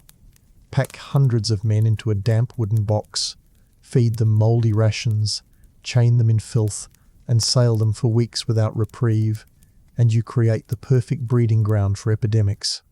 It was less a question of if sickness would strike, and more a matter of when and how many bodies it would pile up before the voyage ended. Picture it, the first cough echoes in the dark, dismissed as fatigue or bad water. By the next day, half the bench is coughing. By the third, men are slumped over their oars, their skin flushed and slick with sweat. Overseers lash them upright, screaming at them to row. Some obey out of fear, their bodies quivering, while others collapse entirely. Within a week, the smell of sickness permeates the hold, heavier even than the bilge. Fevered men babble nonsense, their chains rattling as they convulse. Rowers collapse in their vomit, soldiers stagger on deck with bloodshot eyes. The overseers keep shouting, the drum keeps pounding, and the ship keeps moving, powered now by sheer cruelty rather than strength. Rome had no quarantine, no concept of isolation. The sick lay chained beside the healthy, coughing and bleeding into their faces. Infections spread like fire in dry grass. A fever was not one man's problem, it was everyone's doom. And yet, commanders refused to stop. The mission mattered more than lives. Supplies had to reach their destination, soldiers had to be delivered, victories had to be claimed. Better to lose half the crew to disease than risk delaying Rome's ambitions. Civilization, the Romans called it. Pragmatism, their admirers say. Cruelty, the evidence screams. Lucius, our soldier, had no illusions. He might stand on deck, gripping his shield, watching his comrades waste away one by one. He might share a water ration with a man one day and see that same man pitched into the sea the next. Soldiers weren't immune to disease any more than rowers were. Armour couldn't protect against fever. And so Lucius fought not just enemies in battle, but invisible ones within his own body. His courage meant little when his gums bled from scurvy, his lungs rattled with plague, and his legs buckled under weakness. Rome's mighty war machine could forge swords and ships, but it had no defence against microbes too small for the eye. Diodoros, chained below, suffered more quietly, but no less terribly. Fever robbed him of strength until lifting the oar became impossible. Overseers screamed, their whips cracking across his back, but his body simply refused. They beat him anyway, as if pain could cure infection. Eventually, when his skin burned like fire and his breath rasped like sand, he slumped forward for the last time. His body remained chained to the bench until it was convenient to toss it overboard. And by then, the man beside him was sick too, and the cycle repeated. Disease didn't just kill individuals, it devoured entire benches, one man after another, like dominoes falling in slow motion. The aftermath was grotesque. Corpses stacked temporarily in corners, flies buzzing, rats feeding freely. The sea received them eventually, but not always immediately. Imagine rowing next to a dead man, his skin pale, his mouth open, his head lolling onto your shoulder. You couldn't move away, your chain kept you there. You couldn't stop, the drum forced you on. Death became a companion, an uninvited guest who sat too close and breathed too heavily. And Rome, with its obsession for discipline, expected you to ignore him and keep rowing. And here's where the sarcasm belongs, sharp as a blade. Rome claimed to be the pinnacle of civilization, but when faced with outbreaks, its solution was essentially keep going and hope the sea swallows the evidence. No medicine, no prevention, no compassion, just forward motion. As if pretending the problem didn't exist would make it vanish. The empire could pave roads across continents, but it couldn't figure out that clean water prevented diarrhea. The empire could build aqueducts stretching for miles, but it wouldn't spare lemons to prevent scurvy. Civilization? Only for the rich. For the men at sea, Rome's grandeur was nothing but a fever dream, and often literally. And yet, despite all this, the ships still sailed. That is the most chilling truth. Rome lost thousands to disease, and it didn't matter. New slaves filled the benches, new recruits manned the decks, new ships carried new plagues. The machine rolled on, indifferent to the rot in its gears. To the Senate, a lost ship was an unfortunate statistic. To the men, it was hell realized. History remembers the victories, the conquests, the glory. It forgets the fevers, the moans in the dark, the bodies pitched into the waves. But those voices, if you listen closely, still echo in the Mediterranean winds. So could you survive it? Could you sit chained in the dark, listening to your benchmate cough, his lungs out, knowing you'd be next? Could you keep rowing with fever burning your skull, diarrhea weakening your body, overseers screaming in your ears? Could you keep faith in Rome when your comrades were dying all around you and your own body was turning traitor? No, you'd fail. You'd beg for death to come quickly, rather than watch it creep slowly through the benches. And Rome would oblige, not with mercy, but with indifference. And that's the final cruelty of disease on a Roman galleon. It wasn't just about death, it was about abandonment. You didn't just die, you were forgotten, discarded, erased. The sea became your grave, the waves your only funeral hymn. Rome had no time for mourning. It had more wars to fight, more cargo to move, more slaves to chain. And so the ship sailed on, lighter by a few bodies but heavier with despair. Chapter 9. When the chain snaps, you might think that disease, starvation and drowning were the worst parts of life on a Roman galleon. And you'd be right, but only if you were lucky enough to die from one of them before the social hierarchy broke your spirit. Because death was democratic, but Rome was not. The Galleon, like everything else in the Roman world, was organised top-down, layered with brutal social tiers. It was less a ship and more a floating class system, where every man had his place, and heaven help you if yours was at the bottom. At the top stood the officers, wealthy, polished, perfumed aristocrats in crested helmets and crimson cloaks. Their hands were clean, their gear immaculate, and their cabins, yes, they had cabins, smelled of olive oil and ambition. These were the men who drank imported wine and discussed Senate politics, while the rest of the ship roasted in the Mediterranean sun or stewed in bilge water. They were warriors only in name. Their soft hands didn't pull oars, didn't swab decks, didn't bleed over splinters. They commanded from a safe distance, with a scroll in one hand and a sneer in the other. Below them, literally and figuratively, were the soldiers. Men like Lucius. Trained, armed and better fed than the rest, they lived on the deck, standing ready to board enemy ships or repel attacks. They were not treated with kindness exactly, but they had at least the dignity of being free men with weapons.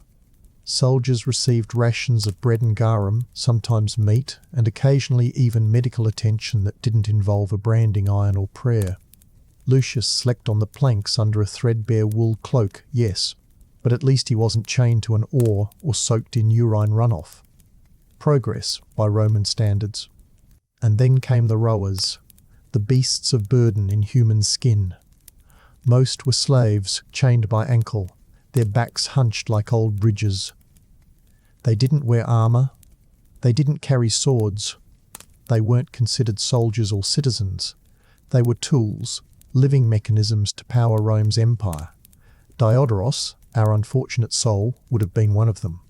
A Greek captured in a border skirmish, stripped of his name, shackled to a bench, and expected to row until his heart gave out. If he collapsed from exhaustion, he was whipped. If he died, he was dumped. And if he survived, he was rewarded with another day of the same misery. Rome didn't believe in holidays for slaves, only replacements. What's important to understand is how normal this was. Romans didn't see this system as brutal. They saw it as natural, divine even. Slavery was the foundation of their economy, their military, their infrastructure. A man like Diodorus wasn't unlucky, he was necessary. A cog in a war machine that demanded human suffering to function. And what's truly twisted is that this machine worked. It conquered the known world. It built roads that still exist, aqueducts that still flow, and a legacy that modern civilizations still romanticize. The cost? Millions of lives reduced to ash and anonymity. Let's talk about food. Officers had wine. Soldiers had watered-down posca and salted pork. Slaves had, well, technically they had rations too, if you can call a few scoops of barley paste and dried beans a meal. Nutrition wasn't part of the Roman plan for rowers. The goal was fuel, not flavour. And if you got sick of the same bowl of paste every day, too bad. No menus, no options, just calories, barely. It wasn't uncommon for overseers to eat better than the rowers they whipped, and frankly, they enjoyed that fact. Now let's address sleeping arrangements. Officers had quarters. Soldiers had corners. Slaves had benches, not beds, not mats, just the same wooden plank they rode on, sticky with sweat, smeared with blood, and echoing with the snores and coughs of the dying. You slept with your chains on. You dreamed with your wrists bleeding. If you were lucky, you'd be too tired to dream at all. Criticism? Where to begin? The Roman galleon was a microcosm of the empire's greatest hypocrisy. It paraded order, discipline, and civilization, all while building its strength on the broken backs of the dehumanized. It lionized its generals and emperors, but erased the men who actually moved the empire forward literally with every stroke of the oar. It boasted justice and law, while treating a man's life as less valuable than a loaf of bread. Slavery wasn't just tolerated, it was celebrated. Engraved into marble, taught in schools, and cheered in victory speeches. And for all this cruelty, the system was fragile. If the rowers refused to pull, the ship stalled. If disease swept through the decks, the command structure collapsed. It was a precarious illusion held together by fear and steel. Rome called it strength. We, with the benefit of hindsight and antibiotics, can see it for what it really was: desperation dressed in a tunic. Even among the soldiers, division ran deep. A veteran like Lucius might look down on raw recruits, and centurions could ruin a man's life over a perceived slight. Promotions were rare, punishments were public, and respect was earned in blood or not at all. Comradeship existed, but it was always tinged with competition and paranoia. Trust, like everything on a galleon, was a luxury. And what about justice? Roman ships had no trials. If an officer believed a man was slacking, he could be flogged or executed on the spot. Due process didn't exist for slaves, and even free men had limited recourse at sea. The sea was its own jurisdiction, and the galleon its own cruel courtroom. If you were falsely accused, your only defence was to row harder and hope the whip went to someone else first. So, could you last? Could you thrive in a world where your value was measured by your obedience, your strength, and your silence? Could you survive knowing a single misstep could lead to punishment or death? Could you sleep on a bench beside a dying man while your stomach twisted with hunger and your wrists bled into the grain? Could you keep rowing, not for honour or glory, but because someone else had decided your suffering was efficient? You wouldn't last.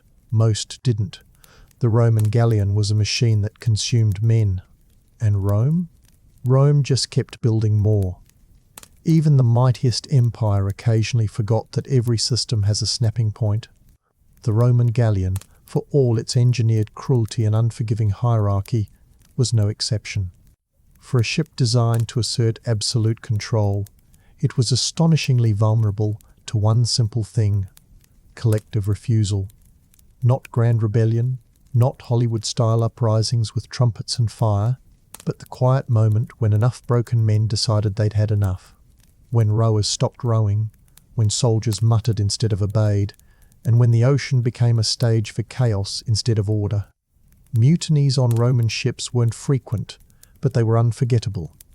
And they didn't erupt out of ideology or political revolt. They came from starvation, exhaustion, despair. It turns out, if you beat a man, starve him, work him until his skin peels from his back, and force him to sleep in his own filth while pretending you're the standard bearer of civilization, eventually he'll decide drowning is preferable to rowing. You wouldn't find rebellion in the officers' quarters, of course. No, those men were busy sipping diluted wine and rehearsing speeches about discipline and honour. But below deck, chained shoulder to shoulder in the stench of 100 diseased bodies, was a pressure cooker of rage. Diodorus, or a man like him, wouldn't plan revolt. He'd survive long enough to simply react. Maybe one day the chain jerked the wrong way. Maybe the overseer hit too hard. Maybe someone died and the wrong eyes watched it. And then someone refused to pick up the oar. Then another, and another. The first thing you'd notice? Silence. Not the peaceful kind. This wasn't a spa day at sea, but the sudden eerie absence of the rhythmic, mechanical groan of hundreds of oars striking the sea. The drum would still pound, the overseer still shout, but no one would move. Not from courage. These men were beaten to the marrow, but from hopelessness turned to defiance. The chain of obedience snapped, and when it did, Rome's floating fortress trembled like a drunk in a storm. Now, don't imagine these men shouted slogans or waved banners. This wasn't revolution, it was raw survival instinct. They knew the cost. Punishment for mutiny was creative, cruel, and immediate. Keel hauling. Yes, dragging a man under the ship's hull until his skin shredded wasn't just a sailor's tale. It was a reminder. Flogging until death. Throwing chained men overboard as examples. The Romans didn't tolerate defiance. They displayed the cost of it publicly, like meat on hooks. And yet, it still happened. Because desperation outpaces fear, you can only drive a man so far before pain becomes meaningless. In some recorded accounts, mutinies ended with entire benches of men choosing to jump overboard, dragging their chained comrades with them. A forced collective suicide, not as protest, but as escape. Rome could enslave bodies, but the sea had a way of reclaiming souls. Sometimes the soldiers got involved too.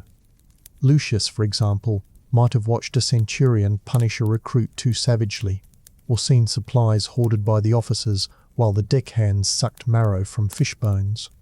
Soldiers might have had swords, but they weren't immune to rot, hunger, or injustice. In rare cases, entire lower deck soldiers and rowers alike would rise against their commanders. Briefly, brutally, a ship might descend into civil war at sea, not because they hoped to sail away as free men, but because they had nothing left to lose. Did it work? Almost never. Rome's response to disobedience was swift and systematic. Rebellious ships were intercepted, boarded, and purged. Survivors, if there were any, were crucified along the coast. Sometimes dozens in a row, nailed alive under the sun as a warning to every other vessel in sight. Rome understood the theatre of violence. It knew that crucifixion wasn't just punishment. It was a message carved into flesh. Obey or decorate the shore. And yet, the fact that mutinies happened at all is the greatest condemnation of Rome's maritime system. For all its engineering, discipline, and logistics, it couldn't contain human desperation. No chain was strong enough to suppress the will to be free, and in that, even the lowest rower held more courage than the marble-browed emperors who sat back in comfort, giving orders from afar. Let's not get romantic here. Mutiny wasn't noble. It was chaotic, bloody, and almost always doomed. But it revealed the cracks in the imperial fantasy. The Galleon wasn't an invincible war machine. It was a volatile floating prison, powered by trauma and discipline and held together with the barest thread of order. Rome sold the illusion of indomitable control. The men below deck lived the reality of silent rebellion, and what of mercy, rare if not mythical. Commanders who showed compassion were often deemed weak, reassigned, or quietly replaced.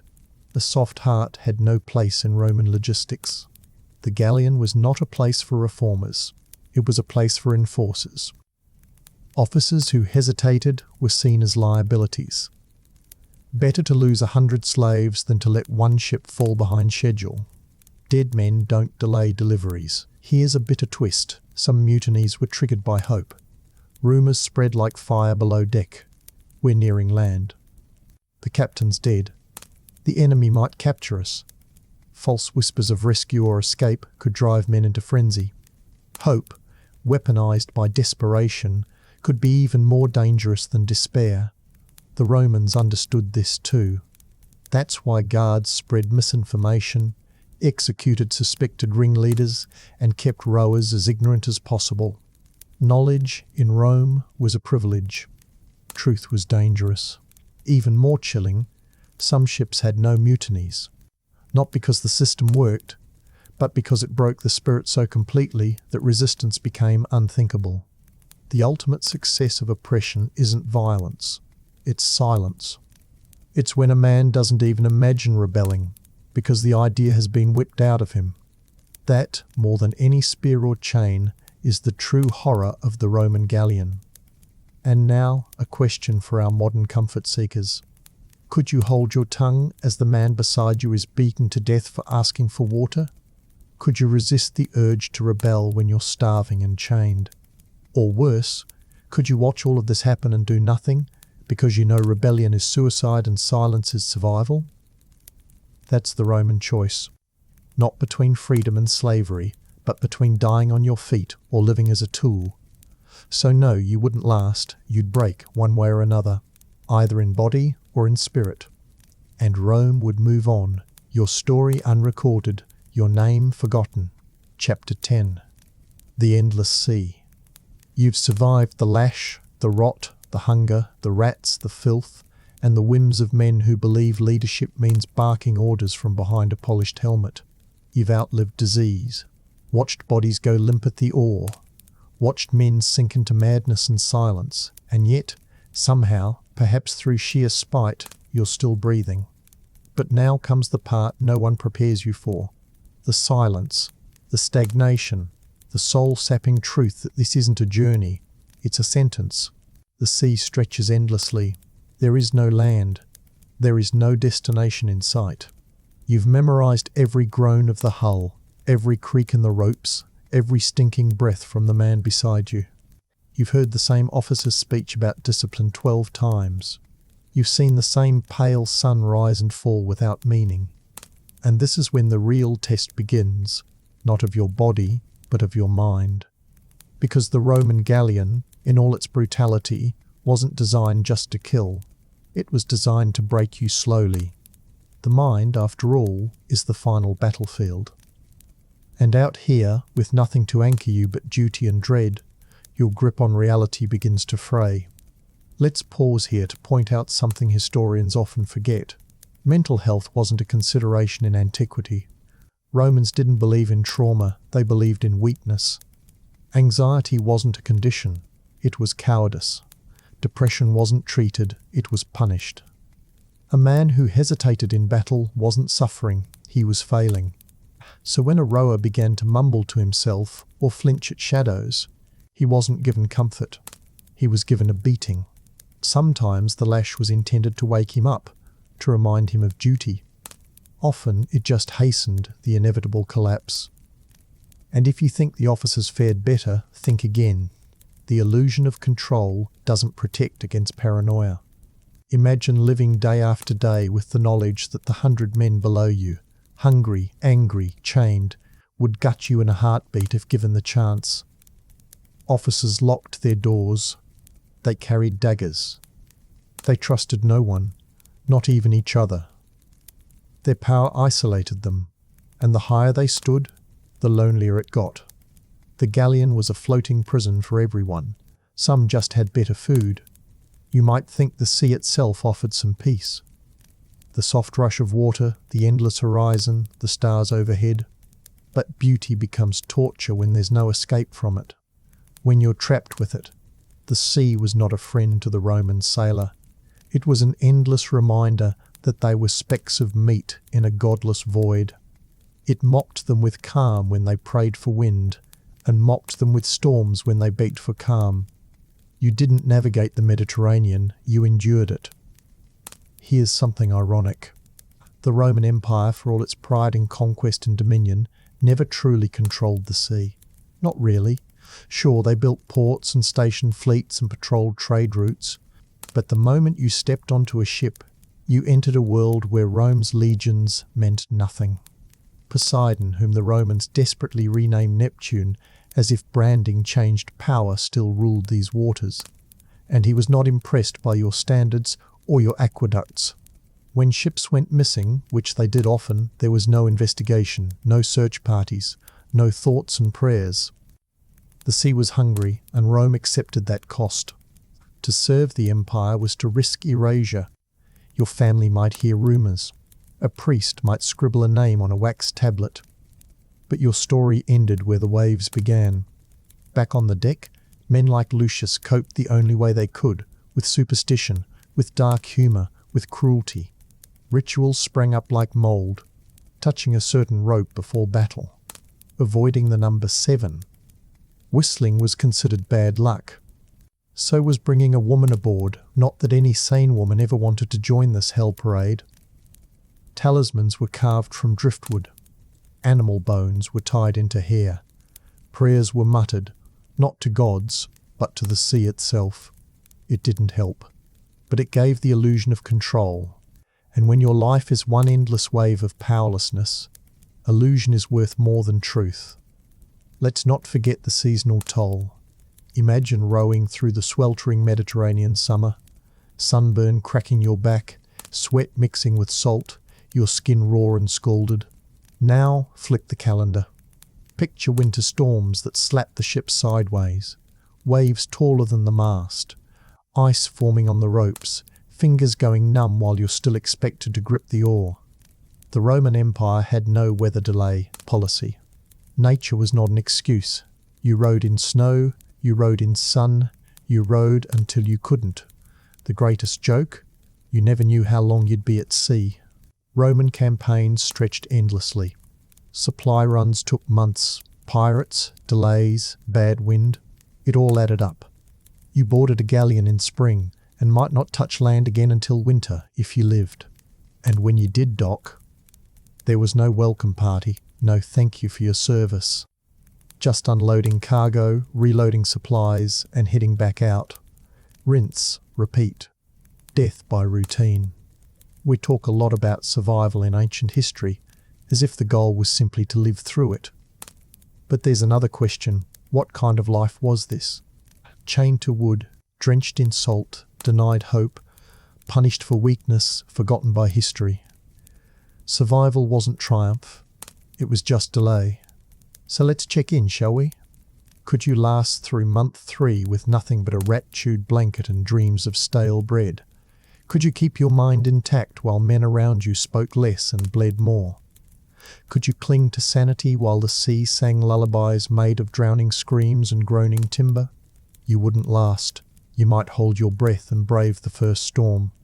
You might grit your teeth through the first illness.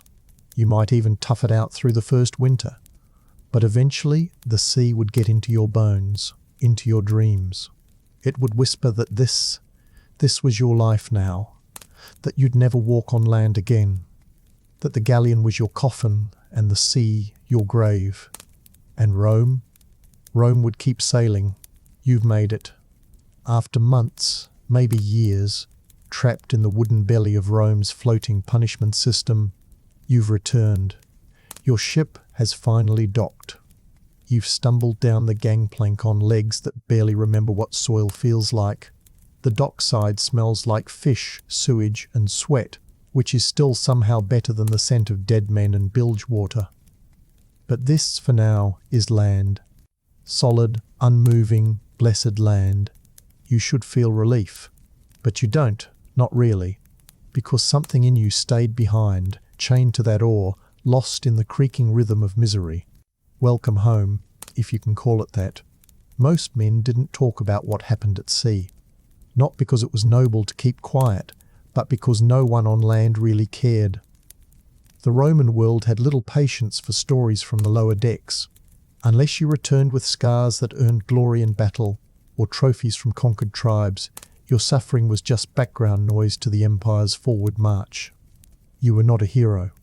You were a leftover. The galleon may have released your body, but the mental ballast, now that was yours to carry. Let's talk about veterans. Not the bronze-helmeted generals with laurels and parades. The other ones. The oarsmen. The deckhands. The marine grunts who crawled back from war-torn ports and pirate ambushes and brutal supply runs. These men returned to Rome with hands calloused to the bone, teeth missing, lungs half-rotted from salt and mould. What did they get? A handshake? A pension? A parade? Try a shrug. If you were lucky, Rome might give you a few coins or a spot on some dusty farmland miles from civilization. That's if your service was considered official. If you were a slave rower or a conscripted labourer, well, congratulations. You were now an unemployed burden with a broken back and a 1,000-yard stare. Many didn't even make it that far. They disembarked, wandered the streets for a few days like ghosts, and vanished. Into poverty, into drink, into alleyways, into memory. The trauma of the Roman sea didn't come with a name. There was no term for PTSD, no concept of psychological aftershock. The empire didn't understand what it had done to these men, or perhaps, more accurately, It didn't want to. Recognition might have implied guilt, and guilt had no place in Roman stonework. Stoicism was the Roman therapy of choice. If you're broken, bury it. If you cry, don't. If you can't sleep at night, pray harder, or drink stronger wine. Some veterans turned to religion. They clung to obscure gods, Egyptian cults, Eastern mystics, anything that promised rebirth or forgiveness or meaning.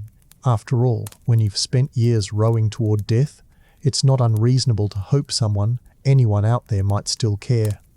Others turned bitter. They became thieves, brawlers, mercenaries. Rome had no safety net. It had expectations and punishments. Those who didn't fit the mold were simply shaved off the edges.